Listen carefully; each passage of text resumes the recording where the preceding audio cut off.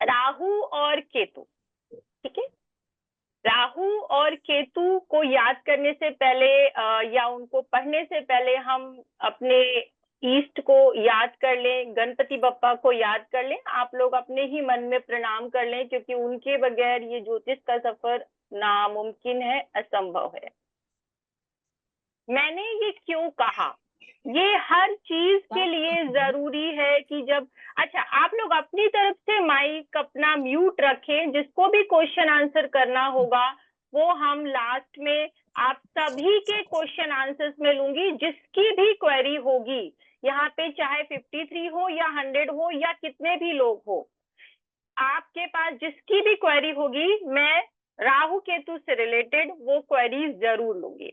बस आप लोग डेकोरम मेंटेन करके रखिएगा और बीच में से कोई भी क्वेश्चन ना करें, ठीक है। राहु और केतु, सबसे पहले हम बात करते हैं राहु की। जैसे आप सभी जानते हैं कि राहु और केतु हमारे 9 ग्रहों में से 2 ग्रह हैं। इन्हें हम छाया ग्रह कहते हैं। ये नॉर्थ है। ये अगर हम ऊपर भाषा में बात करें तो ये कोई आपको दिखने वाले ग्रह नहीं है जिनको आप अपनी आंखों से, सैटेलाइट से देख सकते हैं। ये छाया है, ठीक है। ये नॉर्थ है, तो इनको छाया ग्रह कहते हैं। बहुत सिंपल लैंग्वेज में मैं बात करूंगी, बहुत घुमा फिरा कर बात नहीं करूंगी, ताकि यहाँ पर हर लेवल को, जिस भी लेवल में कोई है, चाहे वो बेसिक लेवल से भी आया हो, उसको भी समझ में आए। जब हम छाया की बात करते हैं तो छाया का अपना कोई अस्तित्व तो होता नहीं है। वो जिस भी चीज का रूप लेती है उसकी तरीके से बन जाती है। यानी कि एक ग्लास की छाया अलग होगी, एक कटोरी की छाया अलग होगी, एक प्लेट की छाया अलग होगी, एक ब्रह्मांड की छाया अलग होगी, कंप्यूटर की छाया अलग होगी, मेरी छाया अलग होगी, आपकी छाया यानी शैडो अलग होगी। अर्थात अगर हम इनके रूप की बात करें तो क्या हम इनके रूप को बखान कर सकते हैं? रूप अर्थात इनके कारक तत्वों को बता सकते हैं। स्पेशली राहु का सबसे पहला नाम क्या है? बहरूपिया। बहरूपिया यानी कि उसके अपने बहुत सारे रूप हैं। राहु जिस भी ग्रह के साथ बैठता है उसका अपना रूप वो ग्रहण कर लेता है, ठीक है। आप सब ने राहु केतु की स्टोरी सुनी होगी कि किस तरीके से राहु ने छल करके अपने रूप को बदल करके अमृत का पान किया और फिर विष्णु भगवान ने उनकी गर्दन काट दी और राहु केतु का जन्म हुआ। ये सबको पता है।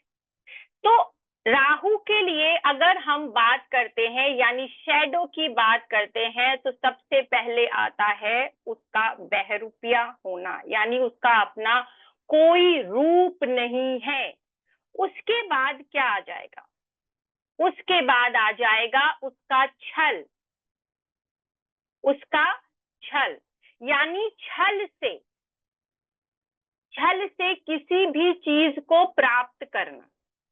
अब वो चीज अच्छी चीज के लिए छल किया जा रहा है या बुरी चीज के लिए छल किया जा रहा है, वो आपका चार्ट और राहु की प्लेसमेंट बताएगी। मैंने आप लोगों के लिए और इजी तरीके से समझने के लिए एक प्रेजेंटेशन बनाई है, उसको मैं शेयर करूंगी तो शायद थोड़ा और इजी हो जाएगा समझने के लिए कि राहु और केतु को हम किस तरीके से समझें। चलिए, तो राहु, यहाँ मैंने क्या लिखा है कि राहु जो है वो छलिया यानी कि बहरूपिये का काम करता है। उसका जो मेन रूप होता है वो बहरूपिये, यानी उत्पत्ति ही उसकी कहाँ से हुई थी? बहरूपिये के रूप में। यानी उसका कोई भी अपना रूप नहीं है, वो अपने एम्बिशन को पाने के लिए कोई भी रूप धारण कर लेता है। अर्थात इसका अर्थ क्या हो गया कि राहु अगर किसी भी ग्रह के साथ बैठता है, राहु पर किसी भी ग्रह की दृष्टि पड़ती है, युति दृष्टि, तो उस पर भी क्या होता है, राहु का प्रभाव आ जाता है, यानी उस राहु पर भी बाकी ग्रहों का प्रभाव आ जाएगा। उसका अपना जो स्वरूप है उसको भी जानते हैं, और साथ ही साथ जिन ग्रहों के साथ वो संबंध बनाएगा फिर वो अपना कैसा रूप बनाएगा। तो राहु ऑब्सेशन है, एक्सपेंशन है, बढ़ावा, किसी भी चीज को बढ़ा देना, वो अच्छा है या बुरा है उसको वो बढ़ा देगा। उसके बाद क्या करेगा, उसका जो इनोवेटिव माइंड है, इनोवेटिव माइंड, उसके बारे में वो सबसे ज्यादा काम करता है। अब वो इनोवेटिव माइंड आपका अच्छा हो सकता है या बुरा हो सकता है। राहु के लिए अगर और सबसे बड़ी बात करें तो राहु इल्यूजन है, यानी वो भ्रम की स्थिति है जिसे समझने के लिए ना जाने कितने साल या पूरी दशा निकल जाती है। सबसे बड़ा इल्यूजन तो आज के समय ये है कि राहु मेरे चार्ट में अच्छा है या बुरा है, ये ज्योतिषियों की वजह से ज्योतिष क्षेत्र में बहुत ज्यादा फैला दिया गया है। और ये किसका इल्यूजन है, ये राहु का बनाया हुआ ही इल्यूजन है कि राहु अब आज, क्योंकि राहु जो क्या है, राहु कलयुग का देवता है, आप यूं कह सकते हैं। कलयुग का देवता क्यों है, क्योंकि आज कलयुग में हर किसी को अर्थ इकोनॉमी की जरूरत है। मुझे भी जरूरत है, ऐसी बात नहीं है कि मुझे जरूरत नहीं, मुझे भी जरूरत, हर किसी को, क्योंकि हम सब कलयुग में, कल पुर्जों का युग, जहां पर राहु उस कल पुर्जों के युग में यानी कलयुग का देवता कहा जाता है और पूजा जाता है, और हर कोई अपने चार्ट में राहु की स्थिति को जानना चाहता है इन कंपेयर टू केतु की। केतु के बारे में कौन जानना चाहेगा, एस्ट्रोलॉजर्स, ऑकल्ट में जाने वाले लोग, क्योंकि वो केतु के कारक तत्व है। उसके बाद क्या है, राहु जो है वो आउट ऑफ द बॉक्स है, out of the box in the sense की जिसकी भी कुंडली में राहु वेल प्लेस्ड है।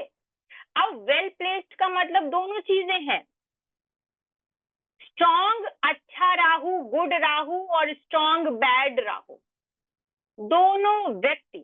दोनों तरह के व्यक्ति अपने जीवन में कुछ अलग और यूनिक करना चाहते हैं, और वो करते भी हैं।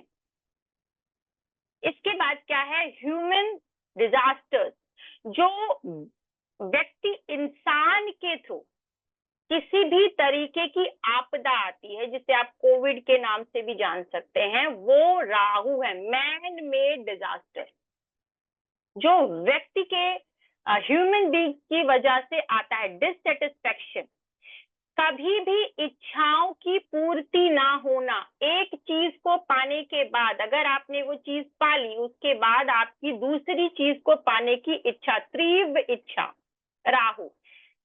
राहु जो है वो हमारे बॉडी का अपर पोर्शन है, ये हर किसी को पता है। बहुत छोटी छोटी चीजों के बारे में अगर हम बात करते हैं तो बहुत लंबा हो जाएगा, लेकिन राहु और केतु हर किसी को स्टोरी पता है। राहु हमारा सिर है, सिर अर्थात हमारी सोचने की शक्ति, हमारी सोचने की शक्ति। अब सोचने की शक्ति अच्छी भी हो सकती है और बुरी भी हो सकती है। सोचने के लिए आप अपने थॉट को अच्छा भी बना सकते हो, यानी किसी के लिए वेल बीइंग के लिए आप अपने थॉट यूज कर सकते हो, और किसी को डिस्ट्रॉय करने के लिए भी अपने थॉट यूज कर सकते हो। ये दोनों चीज कहाँ से आती है, राहु से आती है।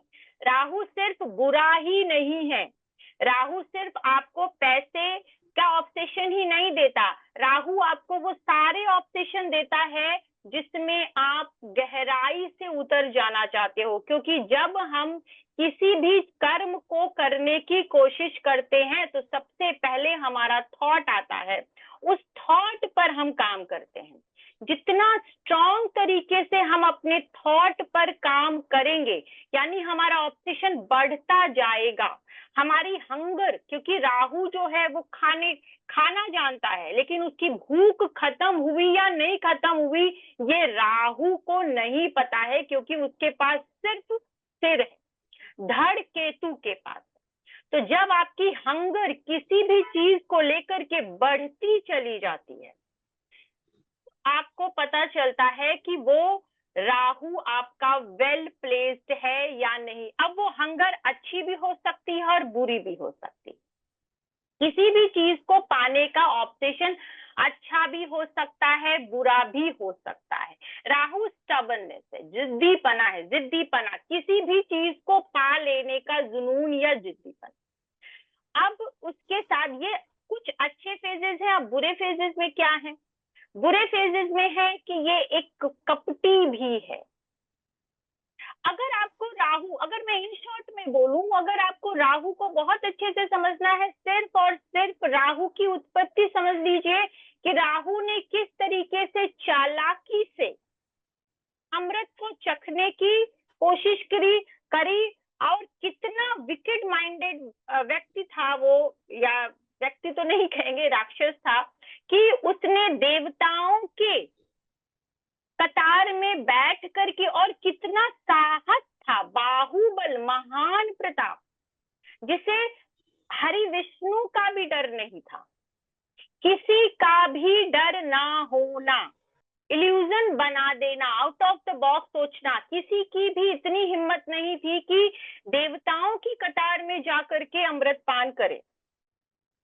अर्थात राहु उस सारी बाउंड्री को क्रॉस करने की हिम्मत रखता है, जो किसी साधारण व्यक्ति, देवी देवता या फिर राक्षसों के अंदर भी नहीं था। उस बाउंड्री को क्रॉस करके और उसने अमृत चखा भी, अर्थात यानी कि वो अपने जो उसने प्लान बनाया उसमें वो कामयाब भी हुआ। तो बहुत सिंपल तरीके से समझ लीजिए, अर्थात ये वो सारी इच्छाएं आपके जीवन के अंदर प्रकट करता है जिसकी आप कामना करते हैं। अब अगर आपका राहु वेल प्लेस्ड है, राहु वेल प्लेस्ड है, तो आप उन चीजों की इच्छाएं भी करेंगे, उन चीजों के लिए एफर्ट भी लेंगे, उन चीजों को पा भी लेंगे। क्यों? क्योंकि तीसरे भाव में और तीसरी राशि में राहु उच्च का होता है। यानी कि अगर तीसरे भाव की हम बात करें तो हमने पढ़ा है, या आप सभी लोगों को पता होगा कि राहु अच्छा रिजल्ट देता है। तीसरी राशि में राहु अपने आप को उच्च का महसूस करता है। तीसरा भाव क्या है और तीसरी राशि क्या है? काल पुरुष की कुंडली का तीसरा भाव हमारी इच्छाओं का भाव है, जहां से हमारी इच्छाएं उत्पन्न होती हैं। पहली बार जब आप किसी चीज की इच्छा करते हैं ना, वो तीसरे भाव की जागृति होती है, वो आपका सबकॉन्शियस माइंड है, यानी वो इच्छा आप लेकर के आए हो। राहु आपके आने वाले फ्यूचर को बताता है, लेकिन और हम इच्छा किसके लिए करते हैं? क्या हमारे बीते हुए कल की हम इच्छा करते हैं? नहीं, हमारे आने वाले कल के लिए इच्छा करते हैं। हमारा आने वाला कल, आने वाला पल भी हो सकता है, उसकी इच्छा को बताता है। अर्थात तीसरा भाव और 3 नंबर की राशि, वहां पर राहु वेल प्लेस्ड होता है, बहुत अच्छे रिजल्ट देता है। फिर 7 नंबर की राशि, अब इसी साथ साथ आप ये समझिए कि 3 नंबर की राशि में राहु का अपना नक्षत्र भी होता है, आर्द्रा नक्षत्र। राहु का अपना जो नक्षत्र होता है वो आर्द्रा नक्षत्र 3 नंबर की राशि में पड़ता है, 6 डिग्री 40 मिनट से 20 डिग्री तक। फिर उसका दूसरा नक्षत्र पड़ता है 7 नंबर की राशि, वो भी हमारी काल पुरुष की कुंडली में 7वें भाव में आती है, जो इच्छाओं को बताती है, इच्छाओं को, संपूर्ण होने की इच्छा को बताती है। पहला भाव जो है वो क्या है? वो आप स्वयं हैं, शिव है, और 7वां भाव शक्ति है। पहला भाव शिव है, 7वां भाव शक्ति है। राहु की कला को देखिए, ऐसा नहीं है कि सिर्फ राहु जो है वो आपको मेटलिज्म की तरफ लेकर जाता है। राहु की अगर सारी सिग्निफिकेंस को आप जोड़ लेंगे ना, तो आपको लगेगा इससे कमाल का ग्रह सच में कोई नहीं है कलयुग में। 7 नंबर की राशि में उसका दूसरा नक्षत्र पड़ता है, वो भी कहाँ है? शक्ति को बटोरने में लगा हुआ है। स्वाति नक्षत्र, स्वाति की वो बूंद, अमृत की वो बूंद स्वाति नक्षत्र में आती है, अर्थात राहु ने उस अमृत को चखा है, उस संपूर्णता को चखा है, उस शक्ति को लेकर के आ रहा है। राहु अगर स्ट्रांग है तो आप अच्छा बिजनेसमैन बन जाओगे। 11वां भाव, और राहु जो है वो को रूलर है 11वीं राशि का। ठीक है, ये सारा पीडीएफ भी आप लोगों को मैं प्रोवाइड कर दूंगी। ये मैं इन शॉर्ट में क्लब करके आपको बता रही हूँ सारी चीजें, कि राहु जो है वो 11वां भाव में बहुत अच्छा काम करता है, 11वीं राशि में बहुत अच्छा काम करता है। वहां पर भी उसका नक्षत्र पड़ता है शतभिषा नक्षत्र। ऋषियों ने राहु को जिस तरीके से बनाया है, उसके नक्षत्रों को जिस तरीके से डिवाइड किया है, वो सिर्फ और सिर्फ डिजायर को बताता है, इच्छाओं को बताता है, आपकी इच्छा की पूर्ति की रास्ते को बताता है। तीसरा भाव मैनिफेस्टेशन हो गया आपका, आपकी इच्छा हो गई, आपकी डिजायर हो गई। सप्तम भाव आपकी शक्ति है, उस अमृत को चखने के बाद जो आपने शक्ति बटोरी है। और 11वां भाव है आपकी शक्ति को बटोरने के बाद आपका जो कमाया हुआ धन है, वो कुछ भी हो सकता है, वो ज्योतिष भी हो सकता है, वो कम्युनिकेशन है, वो नेटवर्किंग है, लोगों में फैलना, लोगों में फैलना। आप फैलोगे कब? सप्तम भाव जो है आपके सामने बैठा हुआ कोई भी व्यक्ति, आपका व्यापार, आपका समाज, आपका दायरा, ये सप्तम भाव है। तो राहु इन तीनों नक्षत्रों में फैला हुआ है, यानी कि इन तीनों नक्षत्रों में, इन तीनों भावों में, काल पुरुष की कुंडली के इन तीनों भावों में सिर्फ और सिर्फ डिजायर, इच्छाओं की बात हुई। जब हम सतयुग या हम पिछले 100 साल पहले की बात, या ज्योतिष में जब हमारे क्लासिक्स लिखे गए, उस समय राहु को बहुत अच्छा या 11वें भाव को बहुत अच्छा नहीं कहा गया, सप्तम भाव को बहुत अच्छा नहीं कहा गया। लेकिन उस समय से इस समय तक बहुत अंतर है, बहुत अंतर है। अब अगर हम सिर्फ और सिर्फ क्लासिक्स को लेकर के इस राहु को समझेंगे तो शायद कभी डिकोड नहीं कर पाएंगे। इसको आज के हिसाब से समझना। आज जो मैं आपके साथ कम्युनिकेट कर रही हूँ, जो बात कर रही हूँ, जो मैं एक साथ इतने लोगों को समझा रही हूँ, या मैं आपको कुछ सिखाऊंगी, कुछ आपसे मैं सीखूंगी, किस माध्यम से? ये राहु के माध्यम से सीखूंगी। इंटरनेट, मोबाइल, एआई, अब क्या आ गया है? AI, artificial intelligence. Artificial intelligence का मतलब क्या है? कुछ भी सच नहीं है, बहरुपिया, कुछ भी सच नहीं है, छलावा। ये सब, ये आर्टिफिशियल इंटेलिजेंस कहाँ से आएगी? यहां से, बुद्धि से, दिमाग से, आपकी खोज से।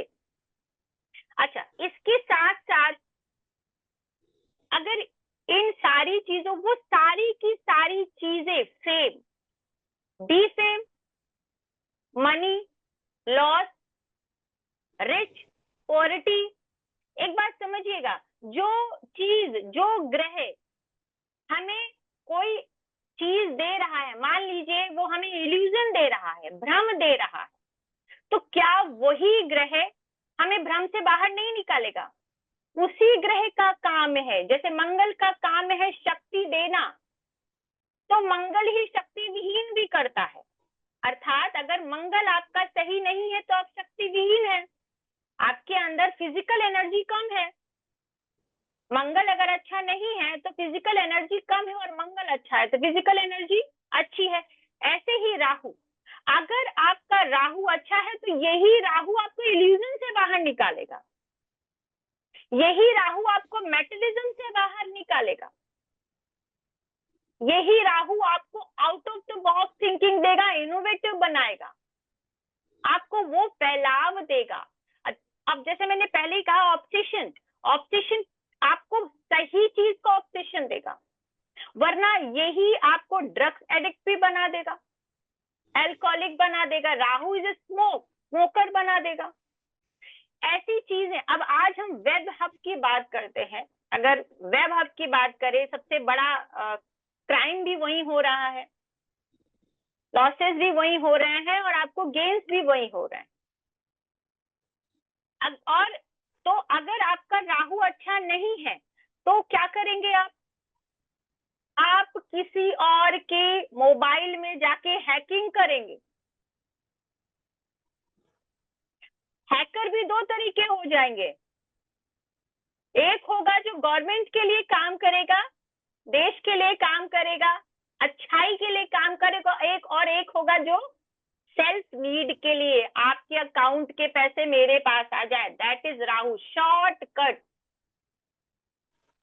राक्षस से देवता बनने की कतार में वो बैठा शॉर्टकट लेकर के, मुझे कैसे करके अमृत मिले, शॉर्टकट।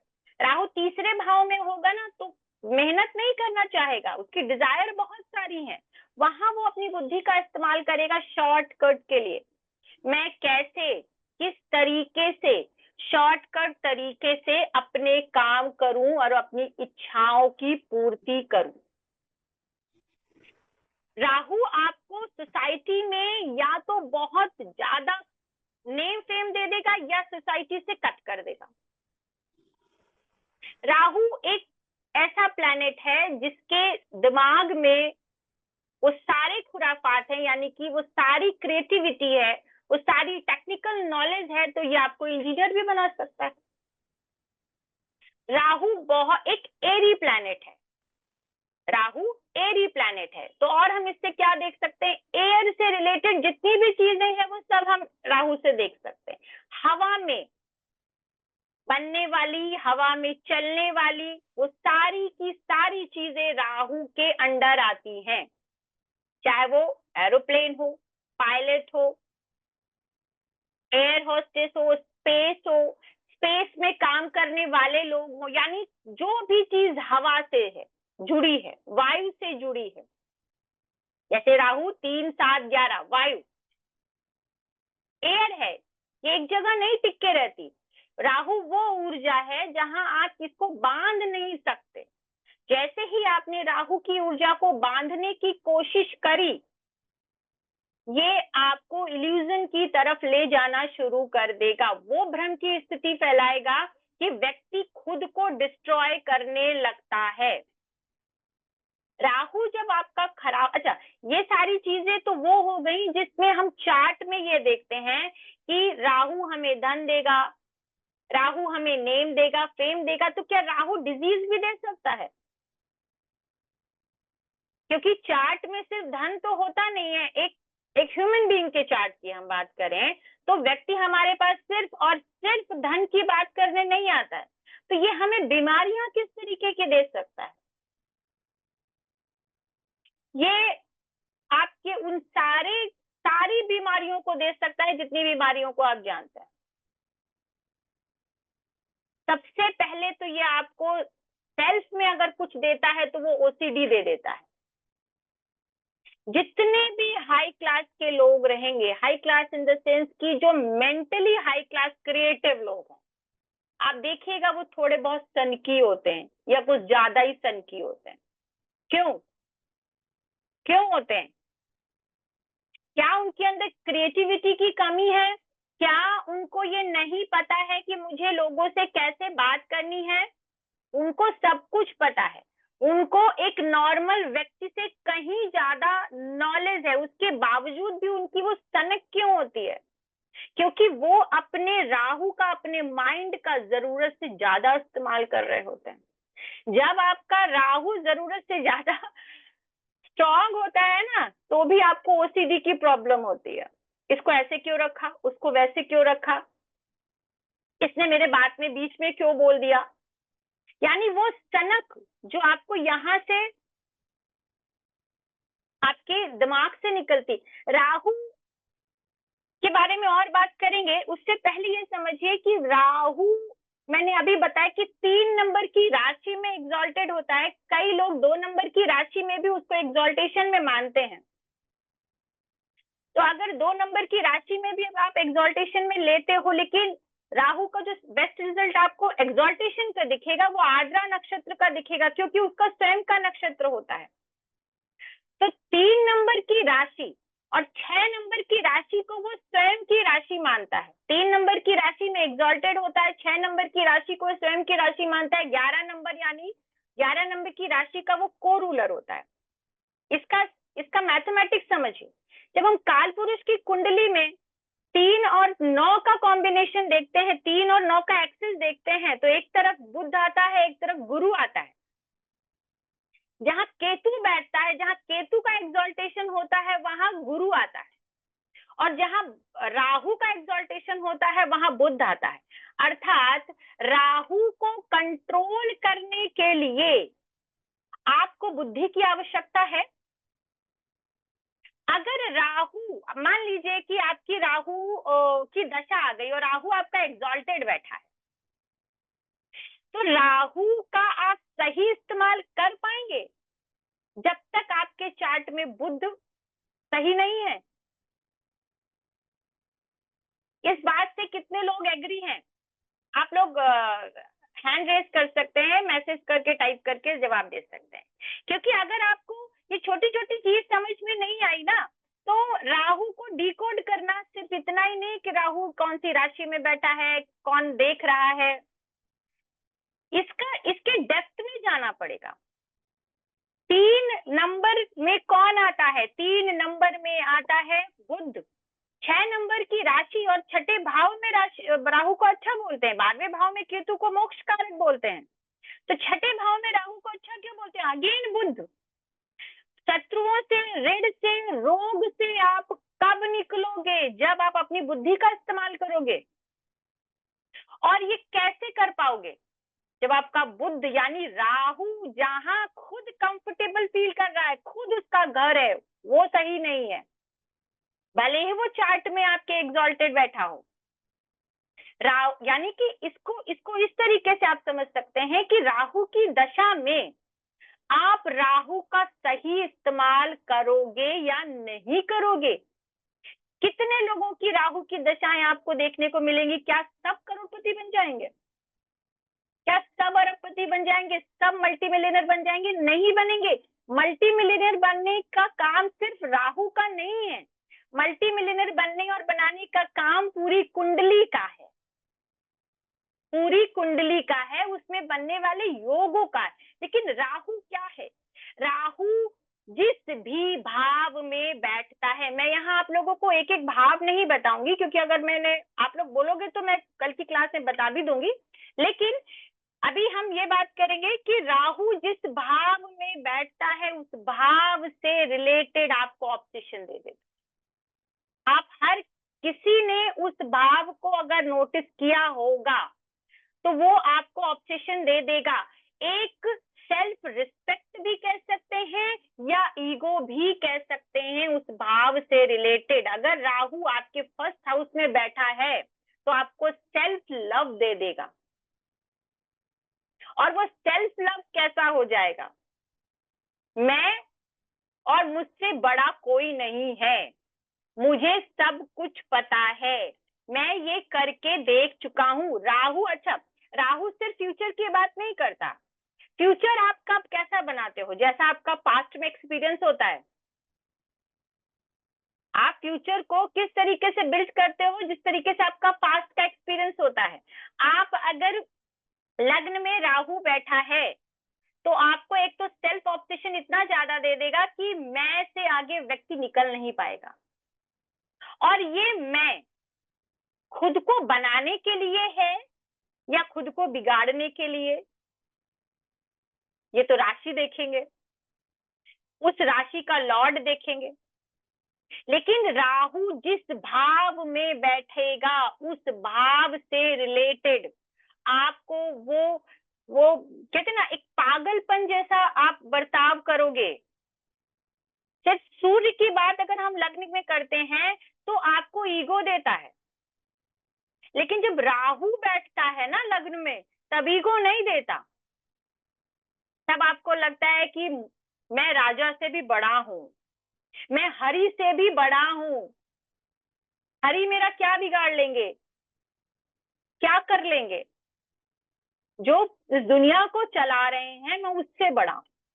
अगर ये राहु लग्न में बैठकर खराब हो जाए राहु लग्न में, पंचम में, दशम में बैठा हो, सप्तम में बैठा हो, तो व्यक्ति को सिनेमा, आज के सिनेमा की तरफ लेकर जाता है। क्योंकि राहु क्या है, वो सामने व्यक्ति अपना एक होता है ना, मेरा एक प्रतिबिंब, मेरी छाया, मेरी कला, मेरा बहरूपियापन, यानी कि जो सिनेमा है वो बहरूपिया ही तो है। आप एक्ट ही तो करते हो किसी और का रोल, आप स्वयं को तो नहीं दिखाते ना, किसी और को जी रहे हो आप।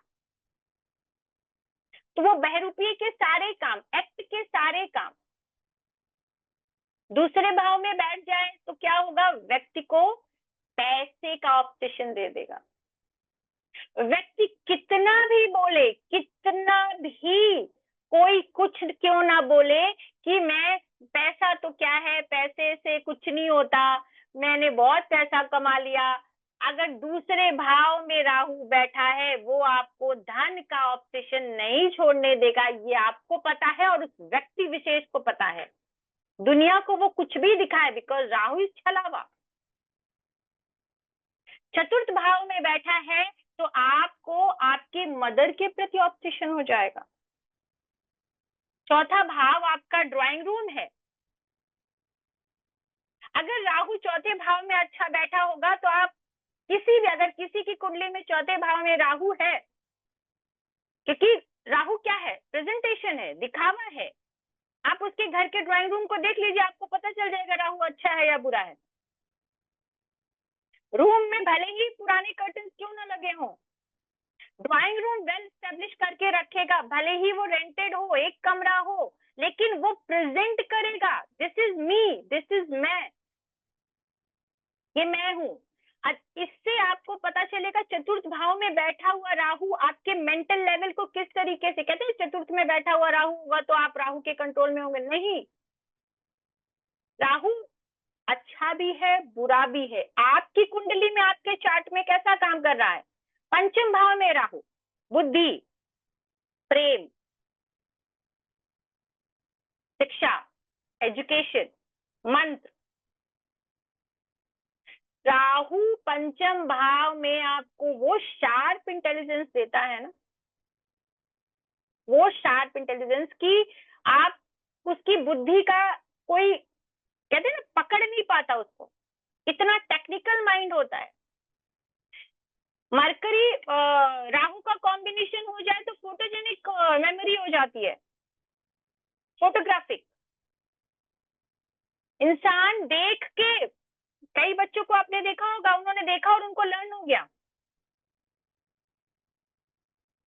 तो राहु अगर वेल प्लेस्ड है, राहु अच्छा है, तो वो आपको बहुत अच्छे रिजल्ट देने वाला है।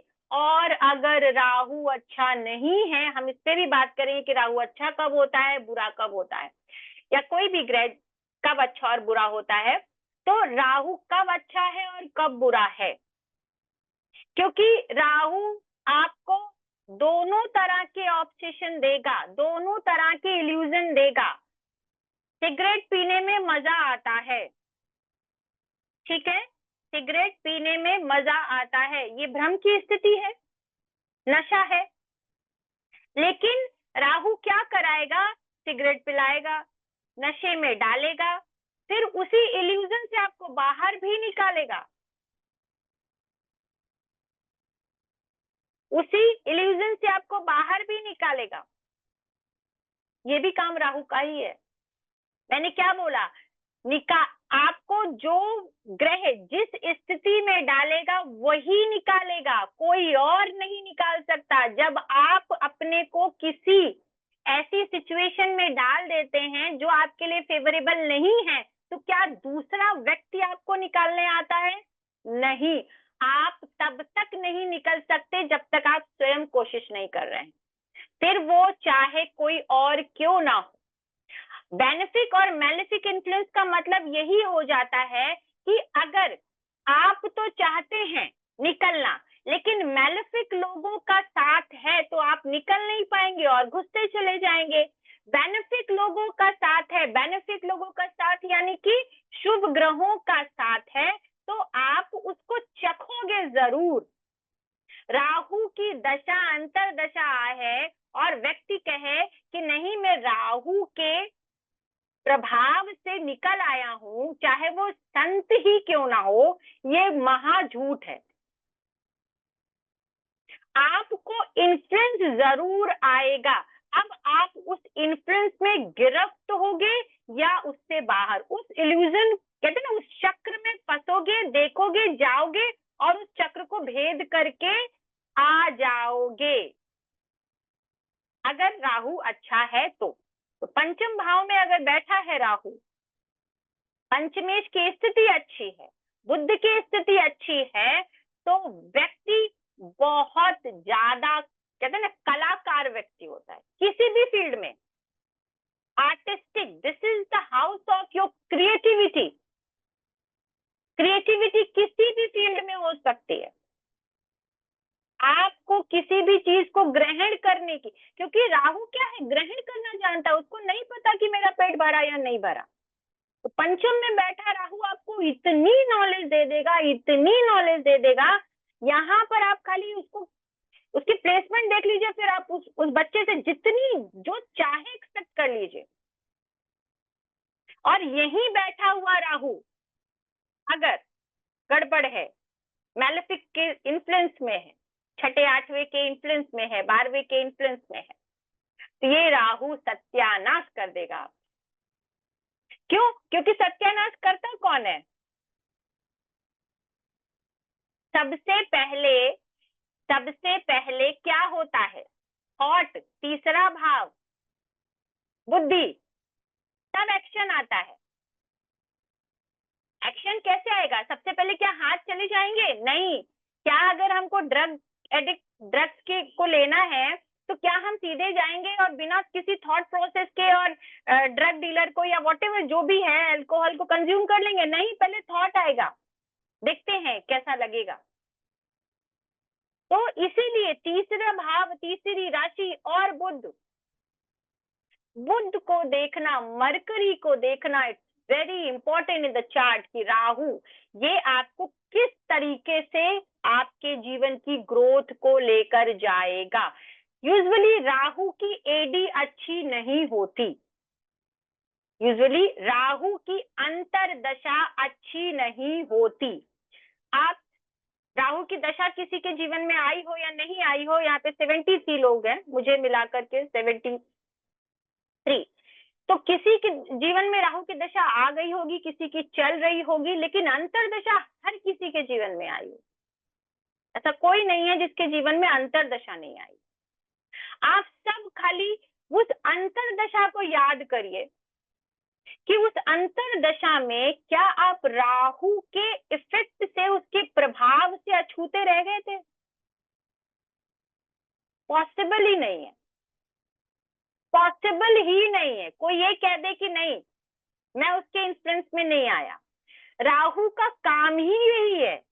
अब कौन आया और आकर निकल गया, चाहे वो मैं ही क्यों ना हूं, आप उसकी गिरफ्त में आओगे जरूर। लेकिन अगर यही शुभ ग्रहों का संबंध है, प्रभाव है, सही स्थिति में है, तो आप उस चक्रव्यूह में फंसोगे और निकल आओगे। उस रस का पान करोगे, सिगरेट पियोगे या अल्कोहल लोगे या रिलेशनशिप में जाओगे या किसी के टूवर्ड्स अट्रैक्ट होगे, जो भी चीजें हैं, भ्रम की स्थिति, this is totally illusion. Shortcut से मनी सोचोगे, अरे यार चलो लॉटरी लगा के देख लेते, Rahu is speculation. Unearned money, फटाफट पैसा आ जाए, शॉर्टकट से गेन हो जाए कहीं से कुछ, तो कोशिश करोगे। कोई ये कहते नहीं नहीं मैं कोशिश नहीं करूंगा, करता है, हर व्यक्ति करता है, लेकिन जिसका राहु सही है वो निकल आएगा, उसको तुरंत पता चल जाएगा कि नहीं नहीं ये गड़बड़ हो गया कुछ हमारी लाइफ में, ये नहीं होना चाहिए था। इससे हमने क्या लिया? सीख, सबक। राहु जिस भाव में बैठता है, देखिए मैं ऐसा नहीं कि एक ही क्रम से बात कर रही हूँ, जितनी चीजें मुझे आ रही हैं मैं आपको बोल रही हूँ, लेकिन मेरी हर एक चीज कनेक्टेड है। राहु जिस भाव में बैठता है उस भाव को वो कभी भी आपसे पीछा, आप उससे छुड़ा नहीं सकते। कभी नहीं छुड़ा सकते, वो छोड़ने ही नहीं देगा। अगर आपके 10th हाउस में राहु है, व्यक्ति चाहे वो मेल हो या फीमेल हो, वो हमेशा अपनी स्टेटस की भूख में रहेगा रहेगा रहेगा। मरते दम तक उसको लगेगा कि मेरा एक स्टेटस हो, मेरी पहचान हो, मेरा कर्म हो, प्रोफेशनली मुझे कोई जाने। वो अलग बात है कि मल्टी मिलियनियर बनाएगा या क्या बनाएगा, चाहे वो एक समाज हो, एक दायरा हो, यानी 10 लोगों के बीच में ही क्यों ना व्यक्ति क्यों ना बैठा हो, वो चाहेगा कि वो 10 लोगों के बीच में मुझे ज्यादा प्रायोरिटी मिले। हमेशा बड़े स्केल को मत लीजिए। हमारे पास जो चार्ट आते हैं या जिन चार्ट पे हम बात करते हैं, उसमें कितने % ऐसे चार्ट आपको मिल जाएंगे जहां मल्टी मिलियनियर लोग हैं। इस बात को मैं थोड़ा कट कर रही हूँ, क्योंकि सबसे बड़ा आज हमारे सामने इल्यूजन ये है कि राहु आपको अरबपति बना देता है। कितने लोगों को, सबके चार्ट में राहु है, ऐसा कोई नहीं है जिसके चार्ट में राहु गायब हो गया होगा। ऐसा कोई बच्चा नहीं है जो नया बच्चा पैदा हो रहा है या 100 साल का व्यक्ति हो जिसके चार्ट में राहु गायब हो जाए। हर किसी के चार्ट में राहु है, हर किसी की दशा आई है या अंतर दशा आई है, तो क्या हर किसी को पैसे और नेम फेम मिल जाएगा? दशम में बैठा हुआ राहु आपको पॉलिटिशियन बना देगा? Is it possible? कंप्लीट कुंडली को एनालिसिस करना पड़ेगा ना। चलिए मान लेते हैं राहु आपका तीसरी राशि में बैठा हुआ है, दशम भाव में बैठा, आद्रा नक्षत्र में भी बैठा हुआ, तो क्या आपको पॉलिटिशियन बना देगा? अगर आपका पीछे का कोई बैकग्राउंड नहीं है, आपका इंटरेस्ट नहीं है, लग्नेश की स्थिति उसमें नहीं है, आपकी कोई कोई तो आप ये कहो कि नहीं सडन, हाँ सडननेस का कारक राहु है, सडननेस का कारक राहु है, लेकिन वो सडननेस कहाँ आएगी? जिस चीज को आप जीते हुए आ रहे हो ना, जिस चीज को मान लीजिए कि मैं एस्ट्रोलॉजी कर रही हूँ, तो कुछ बड़ा प्लेटफॉर्म और बड़ा प्लेटफॉर्म मिल जाए, ठीक है, राहु क्या है? यही प्लेटफॉर्म जिस तरीके से मैं आपसे बात कर रही हूँ, कुछ बड़ा प्लेटफॉर्म मिल जाए, बड़ी अपॉर्चुनिटीज मिल जाए और मिल जाए, भाई मैं 10 बड़े एस्ट्रोलॉजर्स में जाने लगूं, लोग मुझे पहचानने लगे, तो कहाँ मिलेगा आपको? उसी जगह ना जहां आप पहले से कर्म करते चले आ रहे हो। राहु पीछा नहीं छुड़ाता है आपका, उस भाव से पीछा नहीं छोड़ने देगा आपको। आप एक्टर बन रहे हो, पहले में, पंचम में, दशम में या फिर सप्तम में राहु है और आप एक्टिंग फील्ड में हो, राहु की दशा आ गई, राहु वेल प्लेस्ड है, राहु का डिस्पोजिटर बहुत अच्छा है, तो क्या करेगा? सडन आपको कुछ ऐसा प्रोजेक्ट लाके दे देगा, सडन आपकी लर्निंग इतनी स्ट्रॉन्ग करवा देगा, लोगों के साथ आपको इतना ज्यादा उस अपॉर्चुनिटी को देना, दैट इज राहु। अच्छा, राहु एक चीज एक भी है कि आप उस चीज को कितना इस्तेमाल करोगे, क्योंकि राहु जो है फ्यूचर की बात करता है, भविष्य की बात करता है, और जब हम भविष्य में किसी चीज को पाने की कोशिश करते हैं तो उसके लिए क्या है? कंटिन्यूटी, किसी भी चीज को लगातार करते रहना। छठे भाव में किसकी राशि आती है? किसकी आती है? काल पुरुष कुंडली में छठे भाव में किसकी राशि आती है? मरकरी की राशि आती है, और उस मरकरी की राशि में क्या है? श्रम है, कन्या राशि, ठीक है, श्रम है। छठा भाव आपकी सर्विस को दिखाता है, आपके कंपटीशन को दिखाता है। कंपटीशन किससे? सेल्फ से। किससे कंपटीशन? कंपटीशन हर कोई बाहर लड़ने नहीं जा रहा है, this is the competition from your self.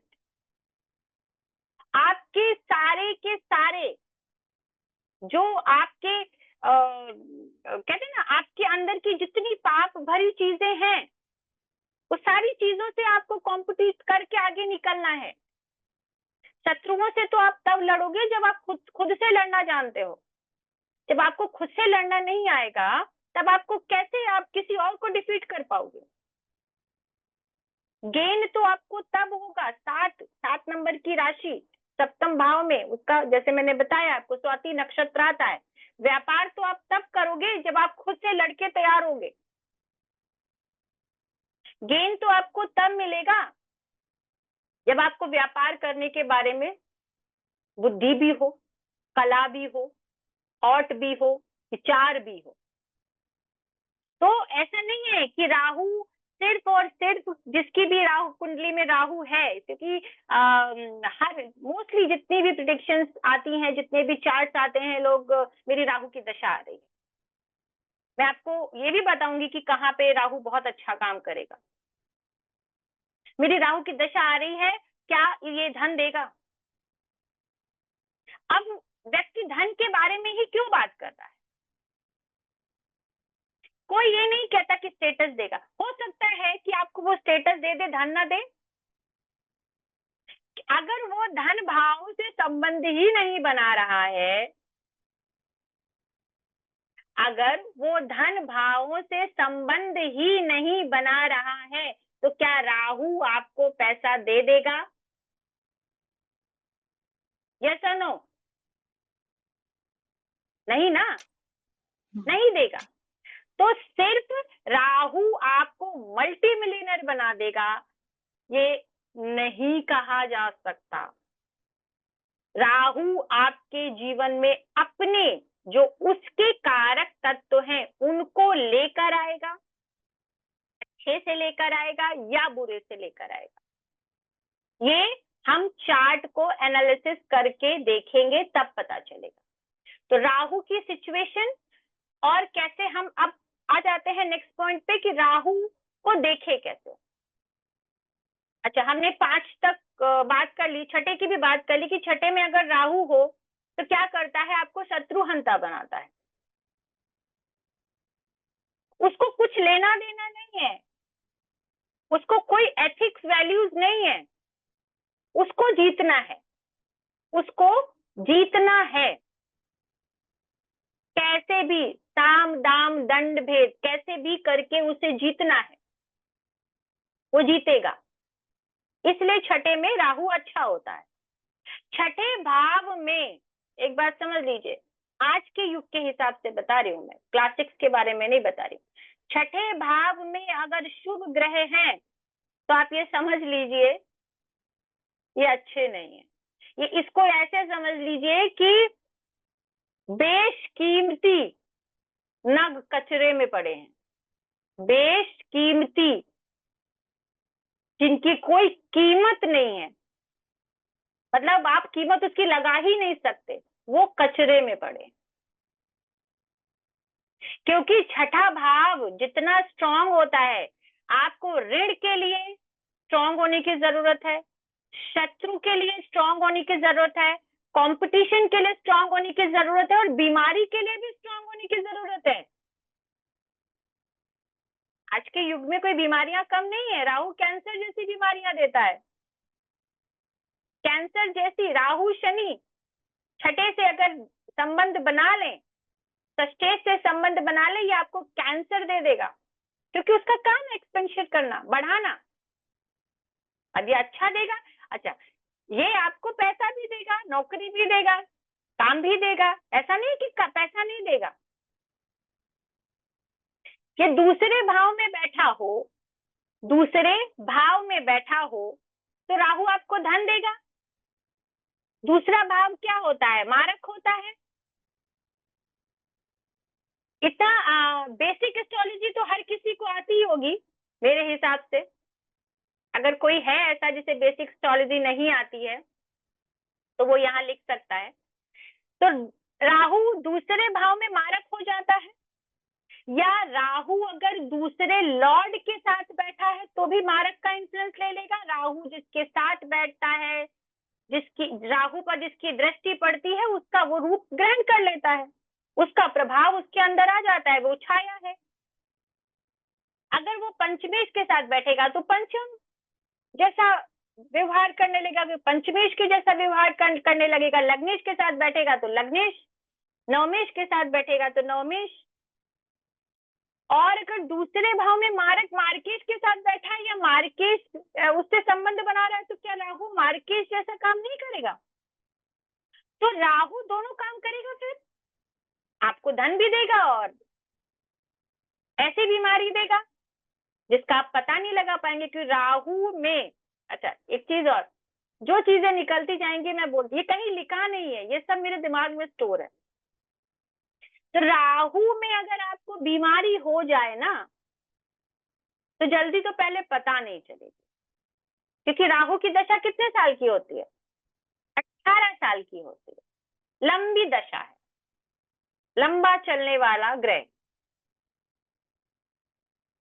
तो जो लंबे चलने वाले ग्रह हैं, उनकी दशा में आप बीमारियों का पता बहुत जल्दी नहीं लगा सकते। और राहु क्या है? इल्यूजन है, तो आपको भ्रम में रखेगा। कभी भी एक डॉक्टर आपका इलाज कर ही नहीं सकता, कभी भी एक डॉक्टर आपका इलाज नहीं कर सकता है। राहु की दशा अगर चल रही है, इवन अंतर दशा भी चल रही है, तो भले ही 2000 रुपए अलग से 2 बार अलग से कंसल्टेंसी लेनी पड़े, बिल्कुल लेनी चाहिए, बिल्कुल लेनी चाहिए। वो आपको इतनी जल्दी छुटकारा नहीं देगा। जिस भी भाव में राहु बैठा है, मैं आपको फिर बोल रही हूँ, इसको आप किसी भी तरीके से रिलेट कर सकते हैं, वो आपको उस भाव से छुटकारा बहुत जल्दी नहीं देगा। राहु जिस भाव में बैठा है, पहले वो उस भाव से रिलेटेड गलतियां करवाता है। ये बहुत बड़ा सेंटेंस है। राहु जिस भाव में बैठा है, उस भाव से रिलेटेड पहले वो गलतियां करवाता है। गलतियां करवाने के बाद वो उसको अनुभव देता है, और अनुभव के बाद वो रिजल्ट देता है। किसी की भी कुंडली उठा लीजिए आप, किसी की भी कुंडली उठा लीजिए,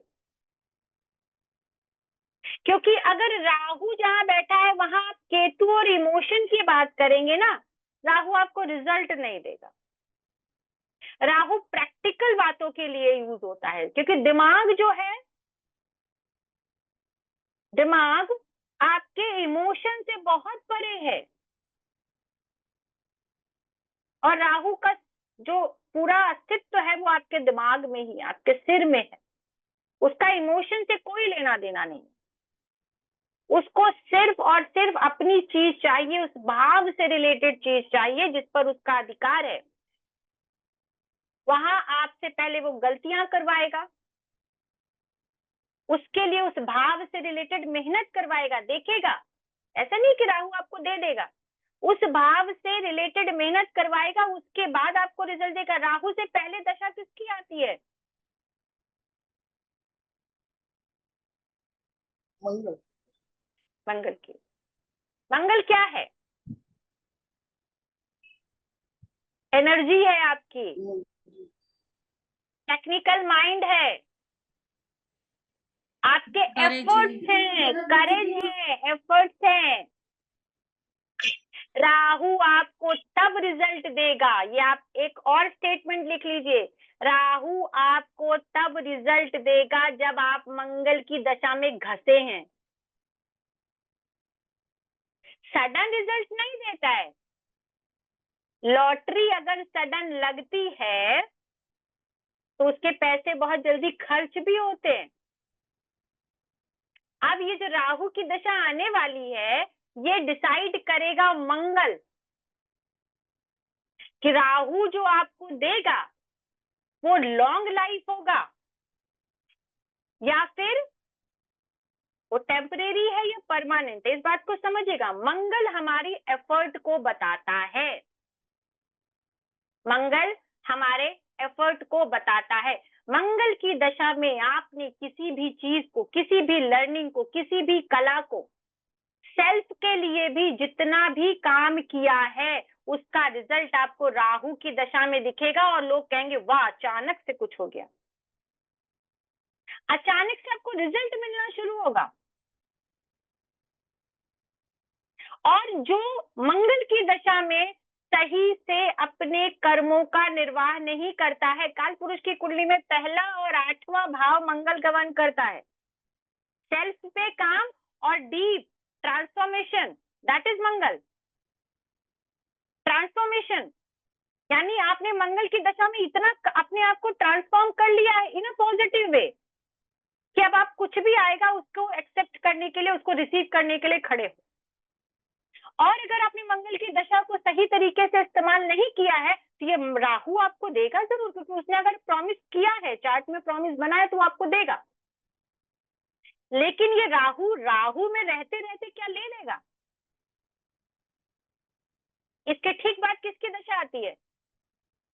गुरु की। गुरु फिर अगर मंगल में काम नहीं किया तो राहु आपको उसी दशा में बना देगा, उसी दशा में बिगाड़ देगा, उसी दशा में खत्म कर देगा, और उसी दशा में आपको दुनिया का सारा बहरूपिया जो रूप है वो आपके सामने लाकर रख देगा कि आपके माता हैं, या आपके पिता हैं, या आपके हस्बैंड हैं, या आपके वाइफ हैं, या आपके फला हैं, आपके बच्चे ने आपकी केयर नहीं करी, आपके बच्चे ने आपके साथ धोखा कर दिया, आपके पति ने या आपने, व्हाटएवर जो भी रिलेशन है दुनिया में, मेटलिज्म, मेरे पार्टनर ने, मेरे पैसे ने, मैंने सेल्फ से धोखा किया, मैंने सेल्फ से धोखा किया, मैं इल्यूजन में आया या आई, वही राहु की दशा आपको बनाती है और उसी राहु की दशा में आप खत्म हो जाते हो। और जस्ट नेक्स्ट बात आती है गुरु की दशा, जो आपको ये बताती है सब छोड़ अध्यात्म की तरफ कर। 9वां भाव और 12वां भाव मोक्ष, आइसोलेशन। ये इतनी खूबसूरत साइंस है, ये इतनी खूबसूरत साइंस है कि आप खाली इसके लिंक को कनेक्ट करिए। राहु ऐसे नहीं कि आपको आएगा दे देगा, छप्पर फाड़ के दे देगा। जिस जिसको छप्पर फाड़ के दिया है ना, उसके मंगल की स्थिति देख लीजिएगा आप चार्ट में,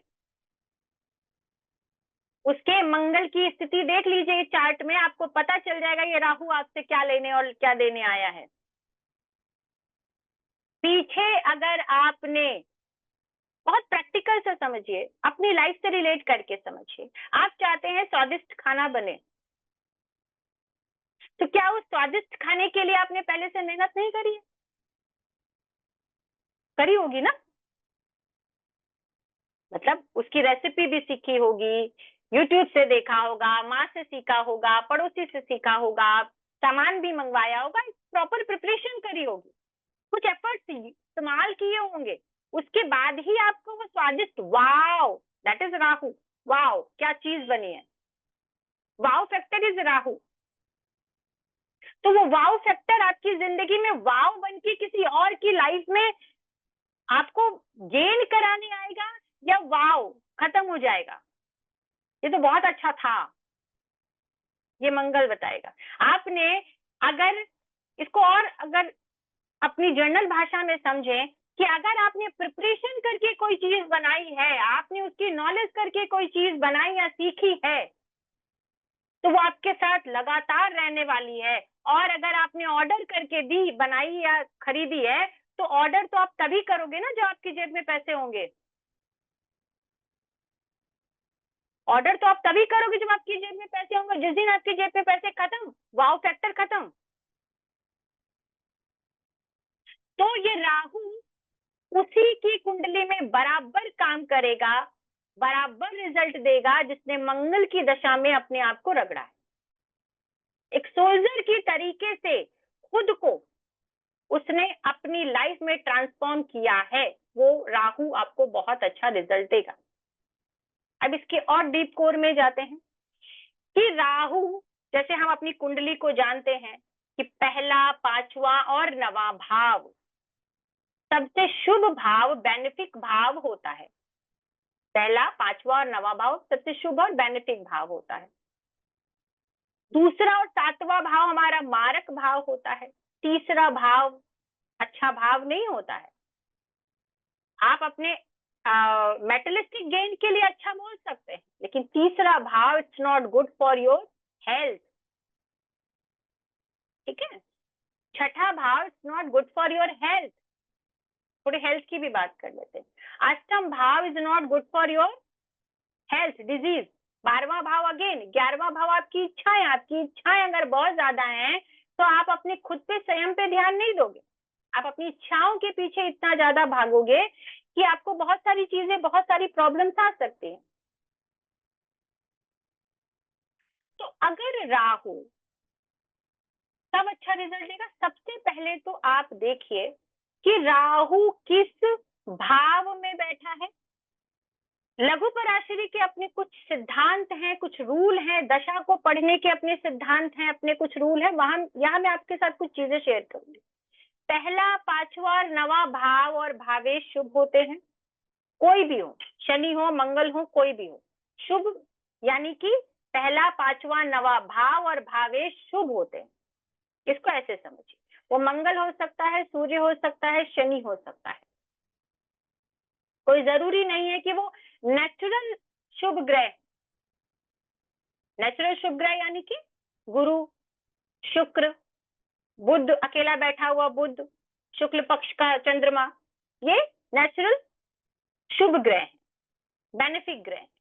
और मैलेफिक ग्रह कौन से हैं? नेचुरल मैलेफिक ग्रह है मार्स, सैटर्न, राहु केतु तो है ही है, मार्स हो गए, सैटर्न हो गए,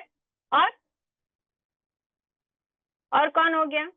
सूर्य हो गया, सन हो गया। सन के अंदर सेपरेशन होता है, सन के अंदर हीट और सेपरेशन होता है।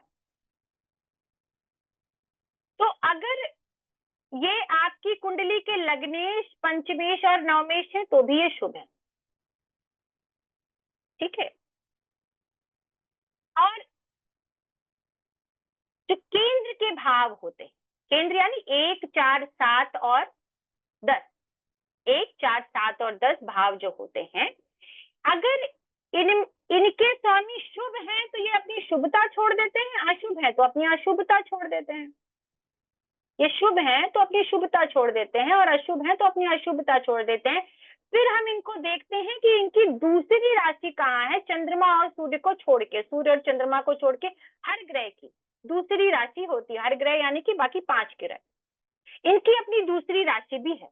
तो इनकी दूसरी राशि कहाँ है उसके हिसाब से हम देखते हैं। तीसरा भाव का जो स्वामी होता है वो मैलेफिक होता है, छठे भाव का स्वामी मैलेफिक होता है, अष्टम भाव का स्वामी मैलेफिक होता है, 11वें भाव का स्वामी मैलेफिक होता है। दूसरा और जो 12वां भाव होता है, ये आपके किन ग्रहों के साथ और इनकी दूसरी राशियां कहाँ पड़ रही हैं उनके हिसाब से ये अपना रूप बनाते हैं, यानी अपना रिजल्ट देते हैं।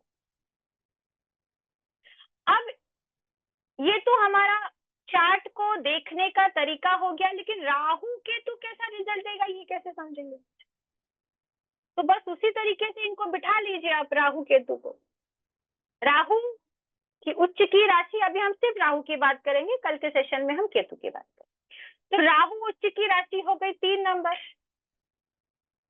6 नंबर को वो अपनी राशि मानता है, 11 नंबर का वो को रूलर है, अर्थात ये 3 राशियां तो उसकी अच्छी राशियां हो गई।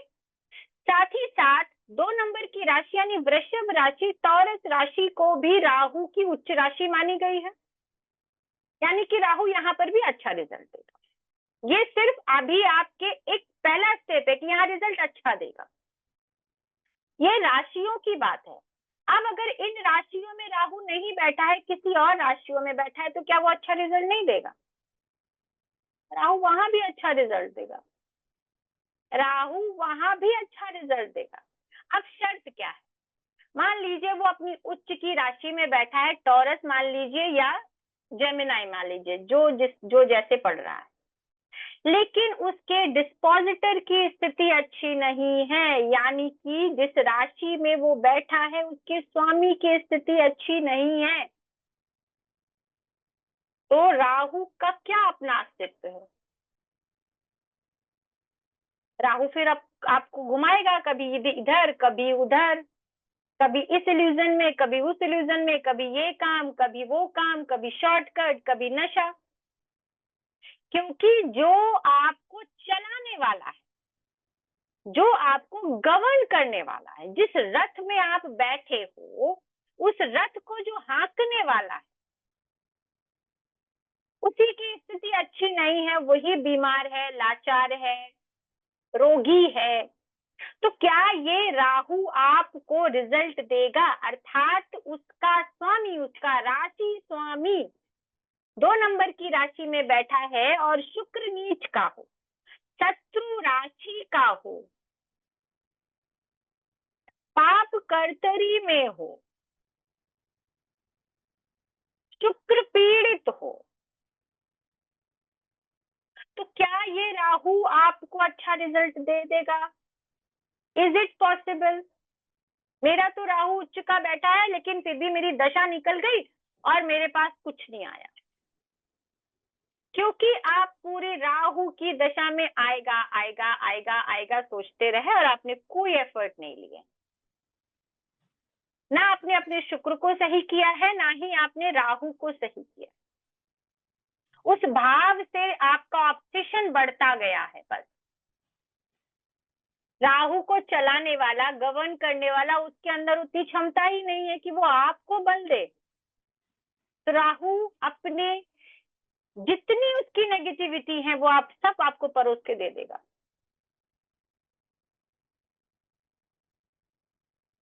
और ईश्वर न करे कहीं बुद्ध भी खराब हुआ चार्ट में, तब क्या करेगा? आपके पास एक ही टाइम में राहु की दशा में चलने वाले 2 चार्ट आ सकते हैं और दोनों में राहु उच्च का। एक व्यक्ति बहुत अच्छा प्रोग्रेस कर रहा है जिस भी फील्ड में, और एक व्यक्ति शॉर्टकट में लगा है, नशे में लगा है, बाकी जितनी भी अंध-दंध चीजें हैं कि भाई मैं यहाँ से कैसे कमा लूं, वहां से कैसे कमा लूं, मैं लॉटरी सट्टा से कैसे कमा लूं। शॉर्टकट, ज्यादा मेहनत नहीं करनी पड़े, दिमाग का ज्यादा इस्तेमाल नहीं करना पड़े, बुद्धि का ज्यादा इस्तेमाल ना करना, बैड राहु। शॉर्टकट, एफर्ट का ना लेना, तीसरा भाव कमजोर, 3 नंबर की राशि कमजोर, बैड राहु। तो ये पूरी राहु की दशा ऐसे निकाल देगा व्यक्ति। और ईश्वर ना करे, ईश्वर ना करे, अब ये छठे के स्वामी के साथ संबंध बना ले, अष्टम के स्वामी के साथ संबंध बना ले, 11वें के स्वामी के साथ संबंध बनाएगा तो डेफिनेटली आपको पैसा देगा। दूसरे के साथ संबंध बनाएगा, डेफिनेटली आपको पैसा देगा, देगा। और फिर जाते जाते बराबर कर देगा। इसका भोग आप गुरु की दशा में नहीं ले सकते, बराबर कर देगा। इसके साथ और क्या देख सकते हैं फिर? डिस्पोजिटर का अच्छा होना। सबसे पहले राहु जिस भी राशि में बैठा है उसका डिस्पोजिटर देखिए वो कितना बली है। क्या वो उच्च का है, क्या वो स्वग्रही है, क्या वो उस पर कोई पाप प्रभाव नहीं है। ये राहु आपको एक्सीलेंट रिजल्ट देगा। इसी राहु पे अगर मान लीजिए ये एक नंबर आपके पहले भाव में, लग्न में, पंचम में, नवम में बैठा है और लग्नेश पंचमेश या नवमेश के साथ बैठा है, एक्सीलेंट रिजल्ट देगा राहु। अच्छा, एक्सीलेंट जब मैं बोल रही हूँ तो इसका मतलब क्या है? कोई बताएगा? एक्सीलेंट जब मैं बोल रही हूँ तो इसका मतलब क्या है?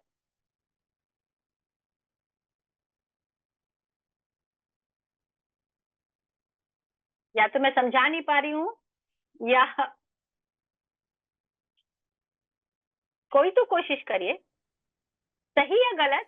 जी जी सुरेश जी, स्ट्रॉन्ग रिजल्ट। हाँ, हरे कृष्ण मैडम जी। जी हाँ जी। हाँ, अगर मैडम इसका डिस्पोजिटर ठीक से अच्छा बैठा है तो मतलब हमको पॉजिटिव वे में रिजल्ट देगा राहु, हमको भ्रम से बाहर निकालेगा। यस हाँ, यस, बिल्कुल अच्छी सही। हाँ, अपने अपनी इंटेलिजेंट भी सही वे में हम यूज करेंगे। करेक्ट करेक्ट करेक्ट, बिल्कुल करेक्ट। कोई और?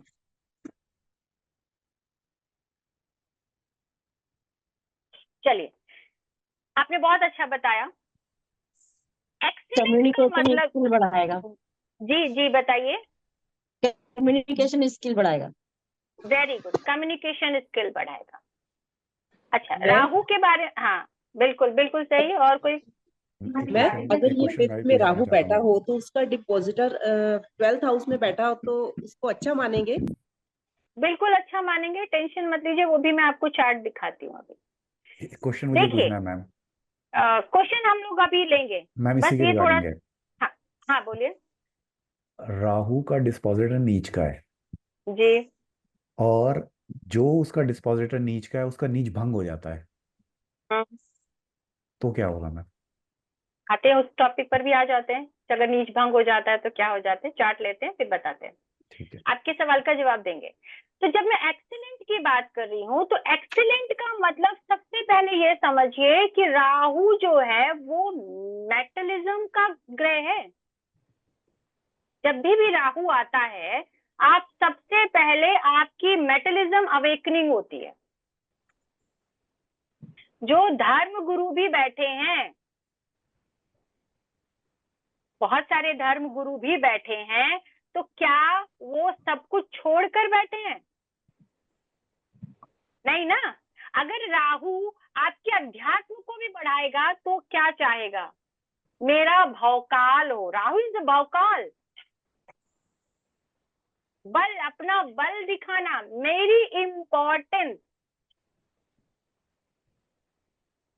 तो एक्सीलेंट का मतलब ये है कि वो किसी भी वे में एक्सीलेंट, ऐसा जरूरी नहीं है कि वो राहु आपको बीमारी नहीं दे रहा होगा, बीमारी भी दे रहा होगा, लेकिन इन आ मेटलिज्म, अगर आप पैसे की बात करते हैं, स्टेटस की बात करते हैं, शोहरत की बात करते हैं, दिखावे की बात करते हैं, वहां वो एक्सीलेंट काम करेगा,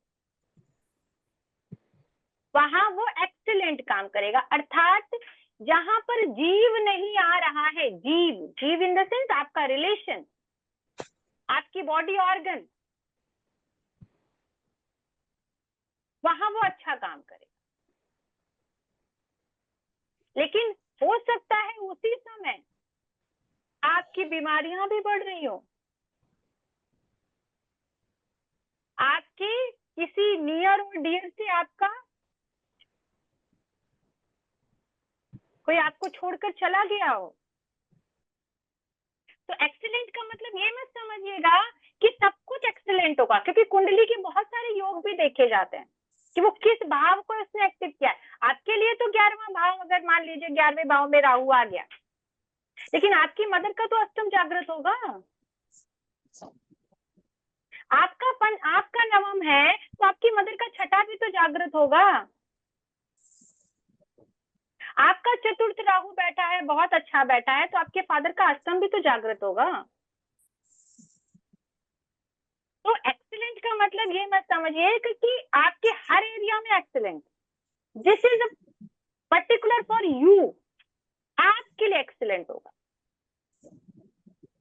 फिर कोई आके बोल दे कि अरे आपने तो बोला था एक्सीलेंट होगा, यहाँ तो मेरे साथ ऐसा हो गया, क्योंकि वो आपके चार्ट के हिसाब से बाकी रिलेटिव्स के विद रिस्पेक्ट भी तो हाउसेज एक्टिव होंगे। किसी के लिए वो राहु आपको खराब रिजल्ट देने के लिए आया है, ठीक है। तो जब राहु लग्नेश के साथ, पंचमेश के साथ, नवमेश के साथ या इन भावों में बैठता है, बहुत अच्छा रिजल्ट देता है। तीसरे भाव में बैठता है, बहुत अच्छा रिजल्ट देता है। छठे भाव में बैठता है, बहुत अच्छा रिजल्ट देता है। 11वें भाव में बैठता है, बहुत अच्छा रिजल्ट देता है। दूसरे और 11वें भाव में बैठेगा और अगर दूसरे और 11वें भाव के स्वामी के साथ संबंध बनाएगा, डेफिनेटली आपको पैसा देगा। छठे में बैठेगा, किसी भी भाव में राहु बैठ जाए, अगर इसने दूसरे और 11वें के स्वामी के साथ संबंध बना लिया, अगर इस राहु ने धन योग बना लिया, आपको धन देगा देगा देगा, और जिस भाव में बैठा उस भाव से रिलेटेड धन देगा। अगर इसने धन योग नहीं बनाया, धन योग तो आप लोग को पता होगा कैसे बनता है, ठीक है। अगर इसने धन योग नहीं बनाया, राजयोग बनाया, ये आपको राजयोग देगा, ये आपको राजयोग देगा। दसम में राहु, दुनिया कहते हैं ना, दसम में राहु हो तो दुनिया अपनी मुट्ठी में लोग समझते हैं, यानी राजनीति में लोग बहुत ज्यादा जाते हैं। दुनिया मुट्ठी में यानी सब अपने हिसाब से काम करेंगे। 10वां भाव सबसे बली भाव माना जाता है केंद्र भाव में, और सबसे क्रूर भाव भी होता है। क्रूर भाव क्यों? क्योंकि आप जब कर्म में जाते हैं, आपको इमोशन के जस्ट सप्तम है ये, आपको सारे इमोशन को किनारे करके रखा जाता है। That's why this is a क्रूर भाव। आपके कर्म में कोई इमोशन की जरूरत नहीं होती है। आप अगर इमोशनली काम करोगे, आपको लात मार के बाहर निकाल देंगे, निकलो यहाँ से, जरूरत नहीं है आपकी। तो ये बहुत क्रूर भाव होता है। 10वें भाव में बैठा हुआ राहु एन केन प्रकारेण अपना काम कराना ही जानता है, कैसे भी कराएगा ही कराएगा, उसको चाहे कुछ भी करना पड़े। दैट्स व्हाई इसलिए बोलते हैं पॉलिटिशियन बनेगा। इसे जरूरी नहीं कि वो पॉलिटिशियन बनेगा। हाँ, व्यक्ति घर में ही राजनीति कर सकता है, फैमिली में राजनीति कर सकता है, मतलब उसके अंदर वो ट्रेट्स जरूर होंगे।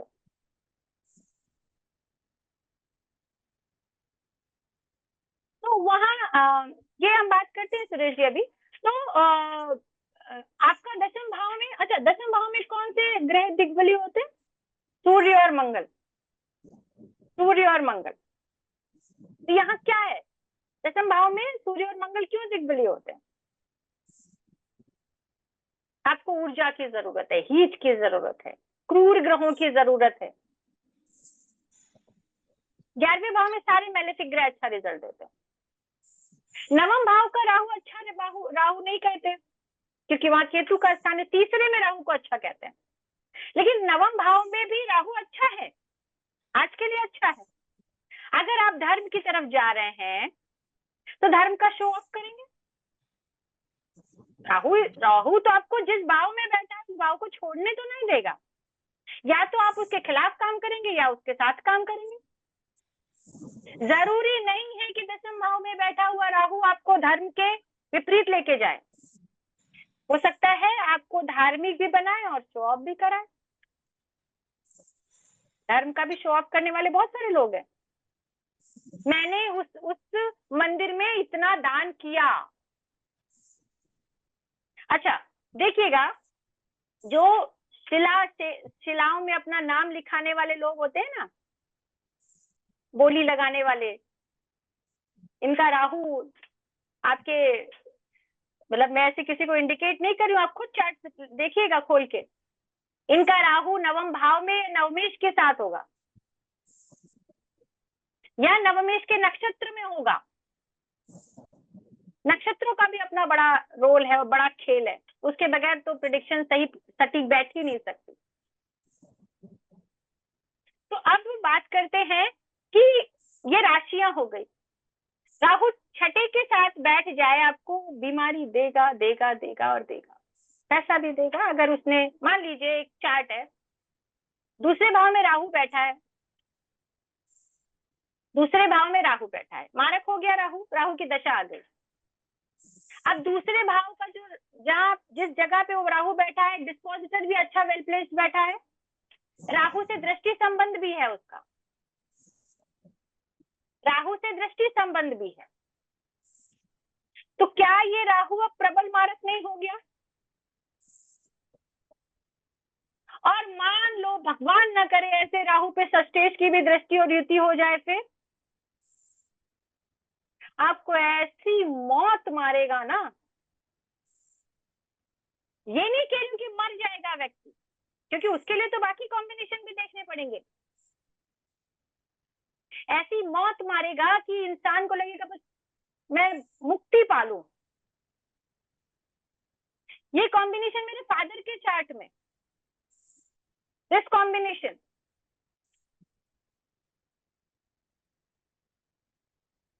और उस राहु ने अथाह पैसा दिया, कहां से आता था पता ही नहीं चलता था।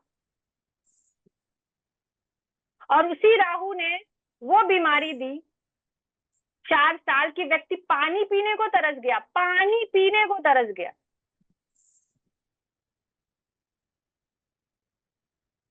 ये है राहु का कमाल। क्यों? क्योंकि उसने प्रॉमिस किया है, मैं धन भाव में बैठा हूं, मैं दूंगा, मैं मारक हूं। मैं आपको क्यों बता रही हूँ, बहुत क्योंकि आप इस चीज को रिलेट कर पाए। मैं 2रे भाव में बैठा हूं, मैं धन का, क्योंकि अकेला बैठा हूं। अगर राहु किसी भी भाव में अकेला बैठा हो तो इस भाव के स्वामी की तरह काम करता है। तो 2रे भाव में बैठा है तो ऑब्वियस सी बात है, द्वितीयेश बन के बैठेगा, राहु की दशा आएगी, डेफिनेटली वो अपना काम करेगा। एन केन प्रकारेण वो और राहु क्या है? राहु कोई बहुत ऐसा नहीं है कि आप मतलब बहुत अच्छे तरीके से काम कर रहे हो, कोई भी ऐसा काम, अगर आप एसिड का भी काम बोलोगे तो वो भी राहु का ही काम है, फिनाइल का काम बोलोगे तो वो भी राहु का ही काम है। तो राहु के सैकड़ों काम है, आपको बस सिग्निफिकेंस पता होने चाहिए। तो व्यक्ति पैसा भी कमा रहा है और तिल तिल मर भी रहा है।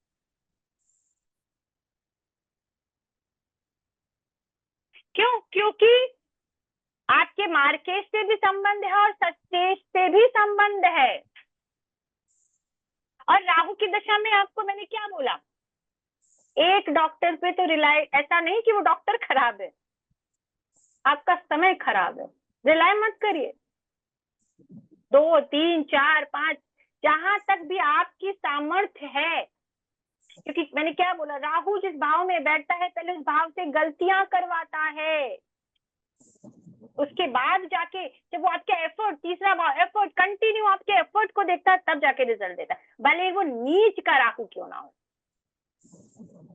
अगर उसके डिस्पोजिटर में दम है तो वो आपको रिजल्ट देगा आफ्टर एफर्ट। तीसरी नंबर की राशि, 7th राशि, आपके कर्म को आगे बढ़ाना, और 11वां गेन। इसको कभी भी अगर आप कहते हैं कुछ भी राहु के बारे में आपको नहीं पता है, जैसे किसी ने बोला मुझे अभी कि नीच का राहु, नीच का भी राहु हो, डिस्पोजिटर भी अगर उसका नीच का हो, तो हमारे महर्षियों ने ये बता दिया है, तीसरा एफर्ट, 7वां आपका, आपकी शक्ति, देन गेन। राहु रिजल्ट देगा देगा और देगा, और पॉजिटिव रिजल्ट देगा। ऐसे नहीं कि मैं हवा में बात कर रही हूं, मैंने इनको चार्ट पे लगाया है। अच्छा, अब कौन उस चीज को कर पाएगा या नहीं कर पाएगा, क्या खाली ये राहु पे हम प्रेडिक्ट कर सकते हैं? नो, आपको लग्नेश की स्थिति देखनी पड़ेगी, क्योंकि राजा कौन है, राजा तो लग्नेश ही है भाई। राहु, केतु, जुपिटर,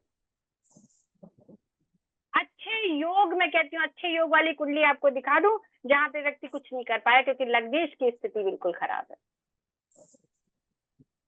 तो राहु देगा तीसरा एफर्ट, 7वां आपकी शक्ति, कंटिन्यूटी। 7वां भाव बैलेंस का भाव है, 7वीं राशि बैलेंस की राशि है। जितना आप अपने जीवन में बैलेंस बना के रखोगे उतना आपको गेन होगा, और ये राहु की दशा में ही होगा। भले आपने मंगल की दशा में बहुत अच्छा एफर्ट लिया हो या नहीं लिया हो, लेकिन अगर राहु की, अच्छा, कई लोग राहु का उपाय करवा देते हैं, राहु का उपाय करवा देते हैं, केतु का उपाय करवा देते हैं। पहले आप इस चीज को तो समझिए कि आपको राहु और केतु का उपाय करवाना भी है कि नहीं करवाना है, आपको उसका दान देना भी है कि नहीं देना है, उसकी पूजा करवा के उसकी शक्ति को बढ़ाना है। मान लीजिए आपका राहु अच्छा नहीं है, तो आपकी पूजा पाठ करवा के क्या कर रहे हैं आप, और बल दे रहे हैं। या दान, आपका राहु अच्छा हो रहा है और उसके नाम का दान मत करिए, आप दान करिए। ये ज्योतिष क्षेत्र में बहुत बड़ा भ्रम है, ये मेरी अपनी धारणा है, हो सकता है आप लोग इससे विचार सहमत ना हो, लेकिन ये अच्छा है तो इसका दान मत करो, ये बुरा है तो उसकी पूजा करवा लो।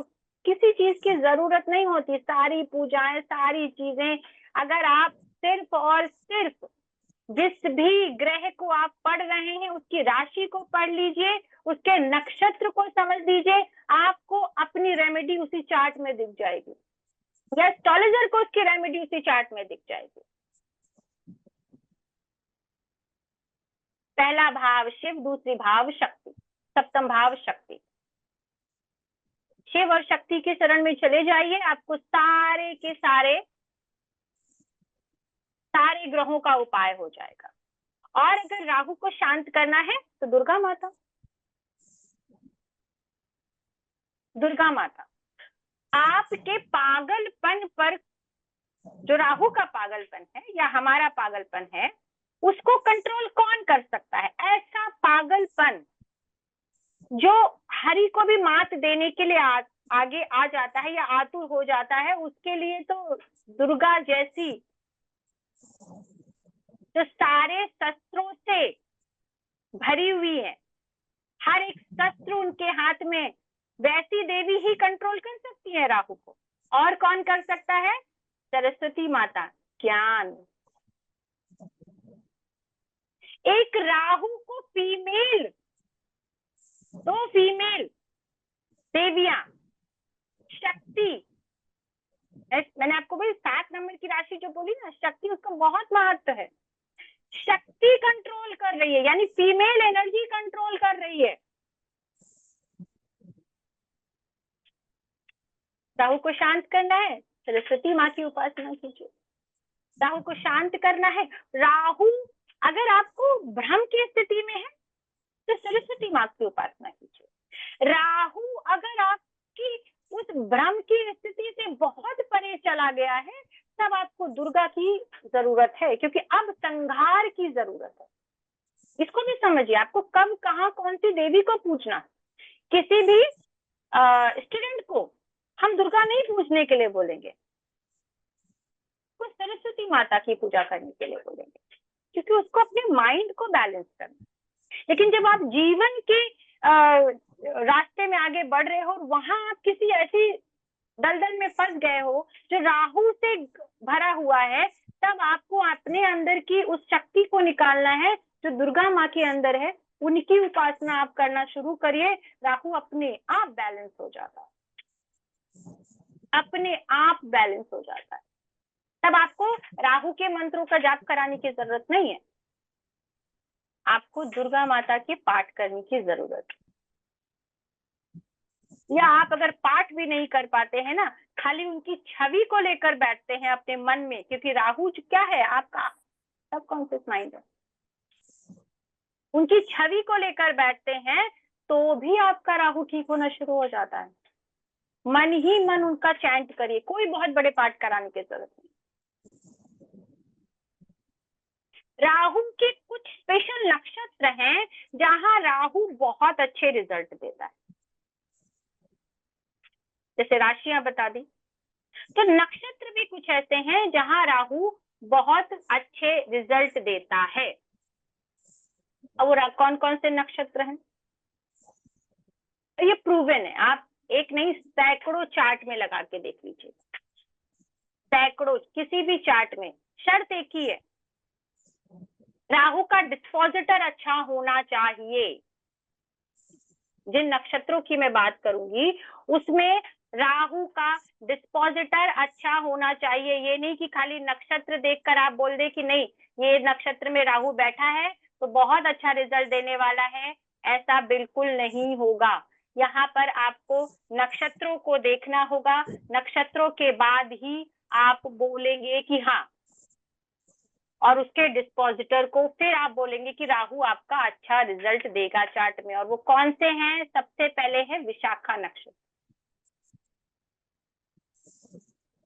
सबसे पहले कह लीजिए या विशाखा नक्षत्र कह लीजिए। विशाखा नक्षत्र किसका नक्षत्र है? गुरु का। यस, गुरु का नक्षत्र है।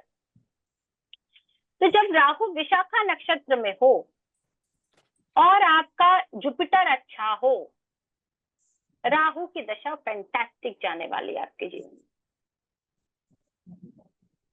रोहिणी नक्षत्र, रोहिणी चंद्रमा का नक्षत्र, रोहिणी चंद्रमा का नक्षत्र। तो अगर आपका राहु, किसी का भी राहु रोहिणी नक्षत्र में है और चंद्रमा वेल प्लेस्ड है, राहु की दशा फैंटास्टिक जाने वाली, अच्छी दशा जाने वाली। जो योग कुंडली में बने होंगे उसके हिसाब से, जो गेन आपको कुंडली में दिख रहा है, जिस लेवल की ग्रोथ कुंडली में दिख रही है उसके हिसाब से। क्योंकि आप किसी भी दशा को देखिए, किसी भी दशा को देखिए, आप लग्नेश की स्थिति को ना भूलिए। अगर मान लीजिए आपको बहुत बड़ी लॉटरी राहु लगवा देता है और आपको ये समझ ही नहीं है कि मुझे उस पैसे को इन्वेस्ट कहाँ करना है, तो थोड़े दिनों बाद क्या होना है?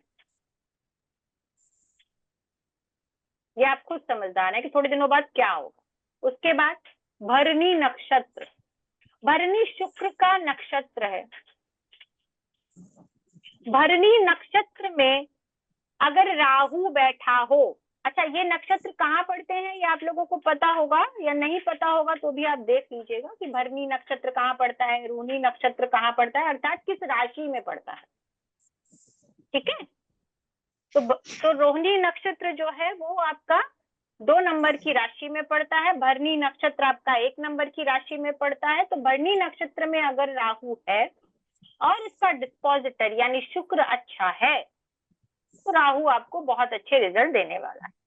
फिर आर्द्रा नक्षत्र, राहु का खुद का अपना नक्षत्र है जो 3 नंबर की राशि में आता है। फैंटास्टिक रिजल्ट देगा। अगर बुध बहुत अच्छा वेल प्लेस्ड है तो ये राहु की दशा आपके लिए वरदान है। इन नक्षत्रों के भी अपनी एक क्वालिटी है, ये किस तरीके से काम करते हैं, तो वो व्यक्ति विशेष भी उसी तरीके से काम कर रहा होगा। अगर आप इन नक्षत्रों के बारे में पढ़ेंगे तो आपको और प्रेडिक्शन समझ में आएगी कि व्यक्ति जिसके भी बारे में बात किया जा रहा है वो किस तरीके से काम करेगा। हस्ता नक्षत्र 6 नंबर की राशि में आता है, यह हस्ता नक्षत्र वर्गों में। तो अगेन राहु अगर यहाँ पर है तो बहुत अच्छा रिजल्ट देगा बुध की सिचुएशन को देखकर। फिर स्वाति, स्वाति उसका खुद का नक्षत्र हो गया, 7 नंबर की राशि में आता है। तो स्वाति यानी कि शुक्र अच्छा है तो राहु बहुत अच्छा रिजल्ट देगा इन टर्म ऑफ मनी। फिर समझिएगा, इन टर्म ऑफ मनी। अब मान लीजिए कि राहु जिनके बारे में मैंने बात किया ये आपकी कुंडली के, चलिए यहां से देखते हैं, कोई भी एक चार्ट उठा लेते हैं। ठीक है, तो राहु मान लीजिए मैंने बोला हस्ता नक्षत्र में है, 6 नंबर की राशि में यहाँ बैठा। ठीक है, 6 नंबर की राशि में यहाँ बैठा है तो ये आपको इस 6 नंबर की राशि और 12वें भाव के बहुत अच्छे रिजल्ट देगा और मरकरी भी अच्छी सिचुएशन में बैठा है। तो ये राहु आपको इतने अच्छे रिजल्ट देगा 12वें भाव से रिलेटेड, क्योंकि राहु जो है foreign country, foreign language, foreign land सबका भी कारक है। तो ये आपको उस भाव से रिलेटेड बहुत अच्छे रिजल्ट देगा। अगर मान लीजिए यहाँ पर आपका कोई कोर्ट केस, क्योंकि 12वां भाव कोर्ट केस भी है, तो ये आपको वहां से भी निकाल के लेकर आएगा और आपको उसके आपके फेवर में रिजल्ट देगा। अब इसी को मान लेते हैं कि ये जो है ये कौन सी है, यहाँ पे 3 नंबर हो गया, यहाँ पे 6 नंबर हो गया, यानी कि मेष लग्न की कुंडली मान लीजिए, आप मेष लग्न की कुंडली मान लीजिए और यहाँ राहु बैठा हो, यहाँ राहु बैठा हो और बुध की सिचुएशन भी अच्छी हो, तो ये राहु आपको बहुत कुछ देगा। तो क्या ये राहु आपको बीमारियां नहीं देगा? उस समय देगा ना। आपकी जॉब तो बहुत अच्छी होगी, आपके एफर्ट्स भी अच्छे करवा देगा, आपका कम्युनिकेशन, नेटवर्किंग, आपका लोगों से बातचीत करना, लोगों से मिलना जुलना, आपको सब चीजों से। लेकिन ये राहु आपको बीमारी भी देगा और बीमारी से निकलने की स्ट्रेंथ भी देगा। बीमारी भी देगा और बीमारी से निकलने की स्ट्रेंथ भी देगा। तो इसका अर्थ ये हो गया कि जिन नक्षत्रों की बात मैं कर रही हूँ और जिन नक्षत्रों के लॉर्ड की बात मैं कर रही हूँ, उनको आपको ये भी देखना है कि वो कुंडली में कहाँ किन भावों के स्वामी हैं। अगर वो किसी मेलेफिक भाव के स्वामी है, यानी कि त्रिषणाय भाव के स्वामी है, 3रा 6ठा 11वां त्रिषणाय भाव के स्वामी है, तो वो धन देगा तो वो बीमारी भी देगा। धन देगा तो बीमारी भी देगा। अगर वो यहाँ मान लीजिए आपका आ जाता है रोहिणी नक्षत्र, यहाँ राहु बैठा है, रोहिणी नक्षत्र यहाँ राहु बैठा है और वीनस भी बहुत अच्छा बैठा है, तो ये अचानक से आपको धन देगा, अचानक से आपको धन देगा। और इसी में हम कह सकते हैं ना, आपको जो आपकी या तो आपके परिवार से इंसेस्ट्रियल प्रॉपर्टी मिल सकती है, जरूरी नहीं है कि हर कोई सट्टेबाजी से ही पैसा कमाए, ये भी समझिएगा। ये जरूरी नहीं है कि आपकी लॉटरी लग जाए, लॉटरी किसी भी तरीके की हो सकती है। आपको आपकी पैतृक संपत्ति मिल सकती है, आपको आपकी पैतृक संपत्ति मिल सकती है, आपको इस अष्टम भाव से रिलेटेड यानी ऑकल्ट में भी तो आप कुछ ऐसा कुछ सडन गेन कर सकते हैं, रिसर्च में जा सकते हैं। अष्टम भाव स्पाई का भाव भी है, अष्टम भाव स्पाई भी है, सीक्रेट्स भी है।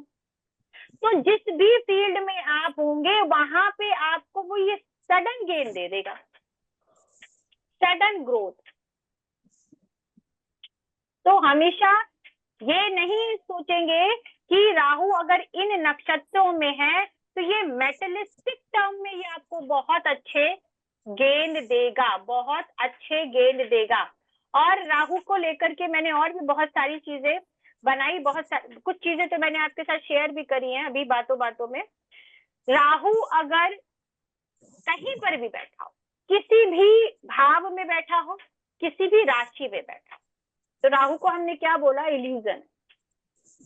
इस पर अगर गुरु का आस्पेक्ट आ जाए, गुरु का आस्पेक्ट आ जाए, आस्पेक्ट की बात करिए मैं, दृष्टि की बात करें, जब हम गुरु के साथ बिठा देंगे तो गुरु चांडाल योग बन जाएगा, गुरु चांडाल। अच्छा, गुरु चांडाल आज के जमाने में मत लगाइएगा, आज के समय में गुरु चांडाल मत लगाइएगा, क्योंकि आज के समय में जिसकी कुंडली में गुरु चांडाल योग बन रहा है वो बहुत अच्छा काम कर रहे हैं, क्योंकि उनको पता है किस तरीके से लोगों को मैनिपुलेटर है राहु, मैनिपुलेटर है राहु, अच्छे से पता है उसको किस तरीके से मैनिपुलेट करना है। ये तब गुरु चांडाल योग था जब आपके लिए गेन से कहीं ज्यादा धर्म की इंपॉर्टेंस थी, तो गुरु चांडाल योग तब बोला जाता था। आज आप गुरु चांडाल योग को ये समझ लीजिएगा कि व्यक्ति बहुत सेल्फिश है, गुरु चांडाल को आप ऐसे समझ लीजिए कि व्यक्ति बहुत सेल्फिश है। लेकिन अगर यही गुरु की दृष्टि है तो राहु को कंट्रोल में रखेगा, राहु कंट्रोल में रहेगा। 9 नंबर की राहु राशि में राहु नीच का होता है, लेकिन अगर गुरु की दृष्टि पड़ जाए तो ये राहु आपको नीच हरकतें नहीं करने देगा। आप भले ही किसी की ऐसी महफिल में बैठे हो जो राहु से भरी हुई हो, आप वहां से साफ निकल आएंगे। इसलिए कुंडली को जब राहु को आप देखिए तो ये जरूर देखिए कि उस पर किसका आस्पेक्ट है, किसका कंजंक्शन है। राहु जिस भी ग्रह के साथ बैठता है उसके जो बेनिफिट चीजें हैं उनको वो कम कर देता है, बैठता है तो कम कर देता है, और बुरी चीजों को बढ़ा देगा। उसका काम है एक्सपेंशन को बढ़ाना। अगर राहु मंगल के साथ बैठेगा तो एग्रेशन ले लेगा, सूर्य के साथ बैठेगा प्राउड ले लेगा, गुरु के साथ बैठेगा गुरु चांडाल यानी ज्ञान ले लेगा, गुरु से बड़ा मैं ज्ञानी। चंद्रमा के साथ बैठेगा इल्यूजन दे देगा आपको,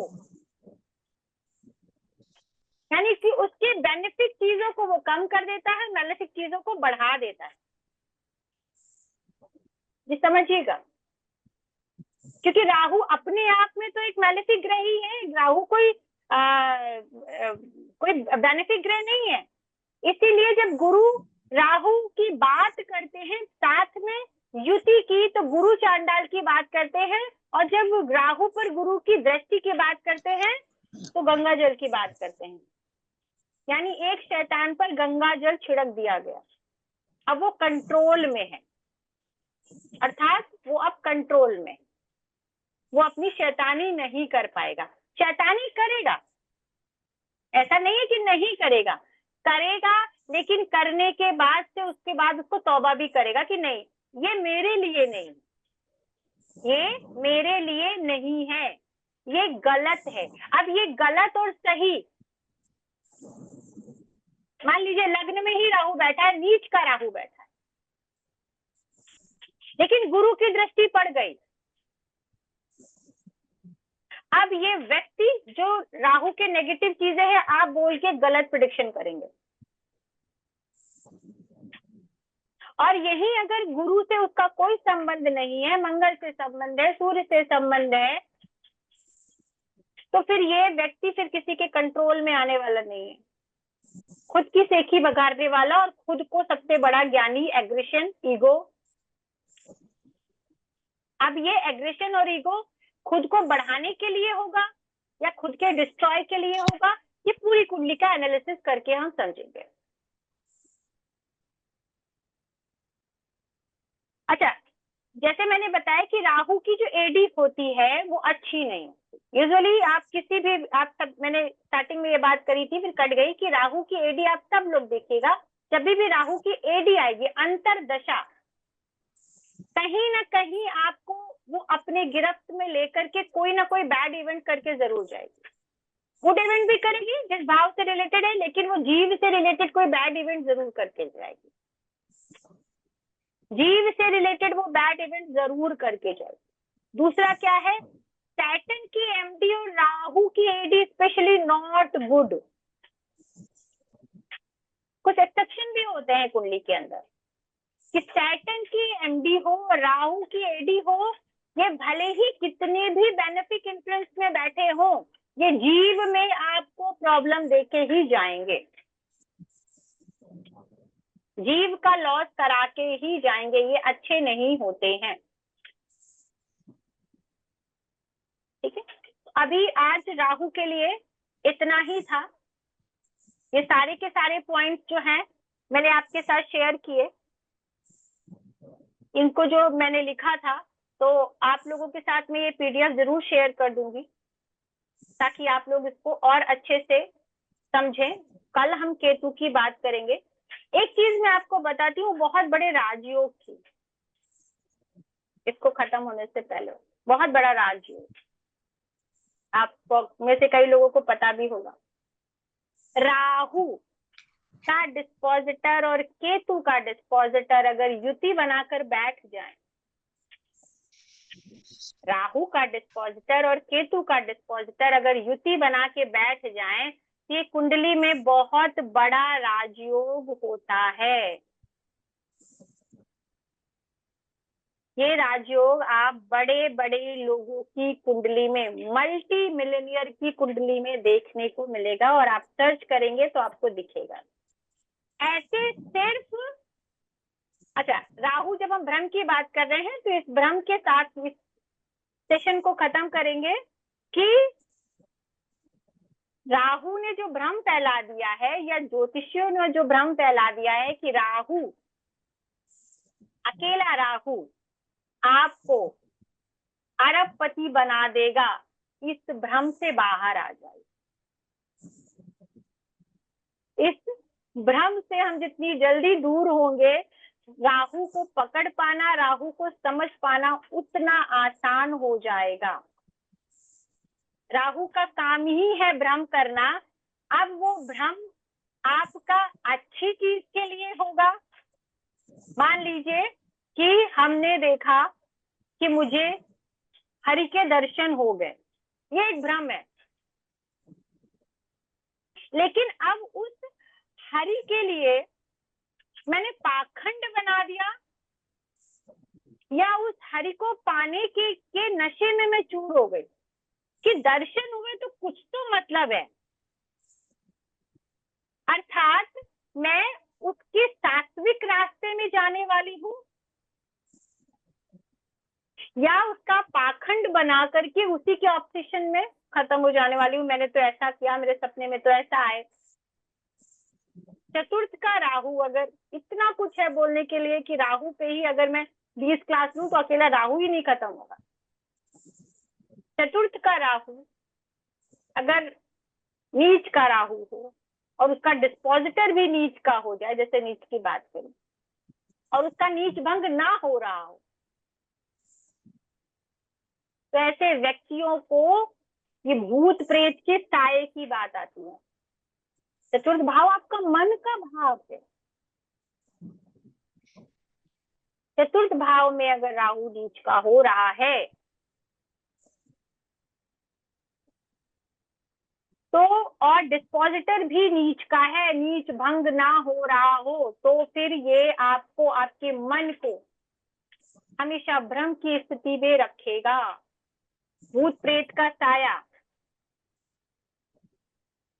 और इनकी पास्ट हिस्ट्री भी होती है, ऐसा नहीं कि पास्ट हिस्ट्री नहीं होती। लग्न में राहु बैठा हो तो कहते हैं कि आप उसी लिनिज के हो, आप उसी घर में वो संतान हो, उसी लिनिज में, उसी 2-4 पीढ़ी में। अगर आप किसी के भी लग्न में राहु है, आप पता करिए कि उसके परिवार में किसी की सडन डेथ हो गई होगी, उसकी इच्छा, फ्यूचर में जाने की इच्छा अपने ही परिवार में। राहु एक अनचाहा बच्चा था। राहु की जब उत्पत्ति हुई तो उसके चाहने की, उसकी चाहत नहीं थी, यानी अनचाहा। राहु ने अपने पिता को खुश करने के लिए एक बहुत बड़ा महल बनवाया था। तो राहु आपका अच्छा है या नहीं, ये आप अपने, राहु जहां बैठा है वहां से नवम देख लीजिए। नवम हमारा पिता है, आपका राहु अच्छा काम कर रहा है या नहीं कर रहा है। राहु के पिता ने उसका त्याग कर दिया था कि तुमने इस तरीके से गलत काम किया, जबकि राहु अपने पिता को खुश करने के लिए। तो जो हमारी स्टोरीज होती है ना, अगर हम किसी भी ग्रह की स्टोरी को, और आप अलग अलग स्टोरीज जब पढ़ते हैं तो आपको अलग अलग मटेरियल मिलता है, लेकिन वो अलग अलग मटेरियल आपके प्रेडिक्शन के लिए बहुत जरूरी है। हमारी स्टोरी में ही हमारे सारे प्रेडिक्शन छिपे हैं, उनकी राशियों में, उनके नक्षत्रों में हमारे सारे प्रेडिक्शन छिपे हैं। तो आपका राहु अच्छा काम कर रहा है या नहीं कर रहा है। 12वें का राहु भी बहुत अच्छा रिजल्ट देता है, ऐसा नहीं कि केतु ही रिजल्ट देगा। 12वें का राहु भी बहुत अच्छा रिजल्ट देगा, बशर्ते वो किस नक्षत्र में बैठा है, उसका डिस्पोजिटर कैसा है, उससे संबंध कैसा आ रहा है। कहते हैं, एक क्लासिक का बहुत बड़ा मतलब सूत्र है कि 12वें में बैठा हुआ राहु अगर 12वें के लॉर्ड के साथ संबंध बना दे तो जेल योग बनता है। ठीक है, अब ये जेल योग हो सकता है शुभ भी हो, क्योंकि हर जो जेल में जाता है वो दोषी तो नहीं होता ना, वहां तो लोग काम भी करते हैं, काम भी करते हैं। 12वां भाव विदेश भी है, 12वां भाव डॉक्टर का भी है, हॉस्पिटल का भी है, रेडियोथेरेपी का भी है। जेलर हो सकता है, ये जेलर हो सकता है। तो आपको डिस्पोजिटर यानी 12वें भाव का स्वामी अगर स्ट्रांग है तो राहु आपको जेल लेके भी जाएगा। मान लीजिए आपको किसी भी स्थिति में कोई मैलेफिक इन्फ्लुएंस आ भी गया उस पर, तो आपको किसी सिचुएशन में डालेगा, वहां से निकाल लेगा। जेल योग कब बनाएगा, जब वो पीड़ित होगा, जब वो पीड़ित होगा तब वो जेल योग बनाएगा। 12वां भाव व्यय है ना, आपके धन का खर्च, आपके समय का खर्च, आपकी साधना का खर्च, आपके शरीर का खर्च, आपके सैया सुख का खर्च। 12वां भाव जब आप इस तरीके की कोई एक्टिविटी होगी तो आपकी सारी सुकून, चैन, बेड एरिया आपका वही है, आपका सुकून। पहले लग्न से शुरू करते हो आप, पूरे दिन की थकावट आप 12वें भाव में निकालते हो। चलिए, मैं अपनी वाणी को वहीं यही विराम देती हूँ, क्योंकि इस पे तो बोलते रहेंगे तो ये खत्म नहीं होगा। अब आपके कोई क्वेश्चंस हो तो आप पूछ कर सकते हैं, और हैंड रेज करिएगा, 1 by 1 मैं आपके क्वेश्चंस लूंगी। आज के टॉपिक पे राहु पर, केतु पर कोई भी क्वेश्चन मत करेगा, वो हम कर लेंगे जी। है।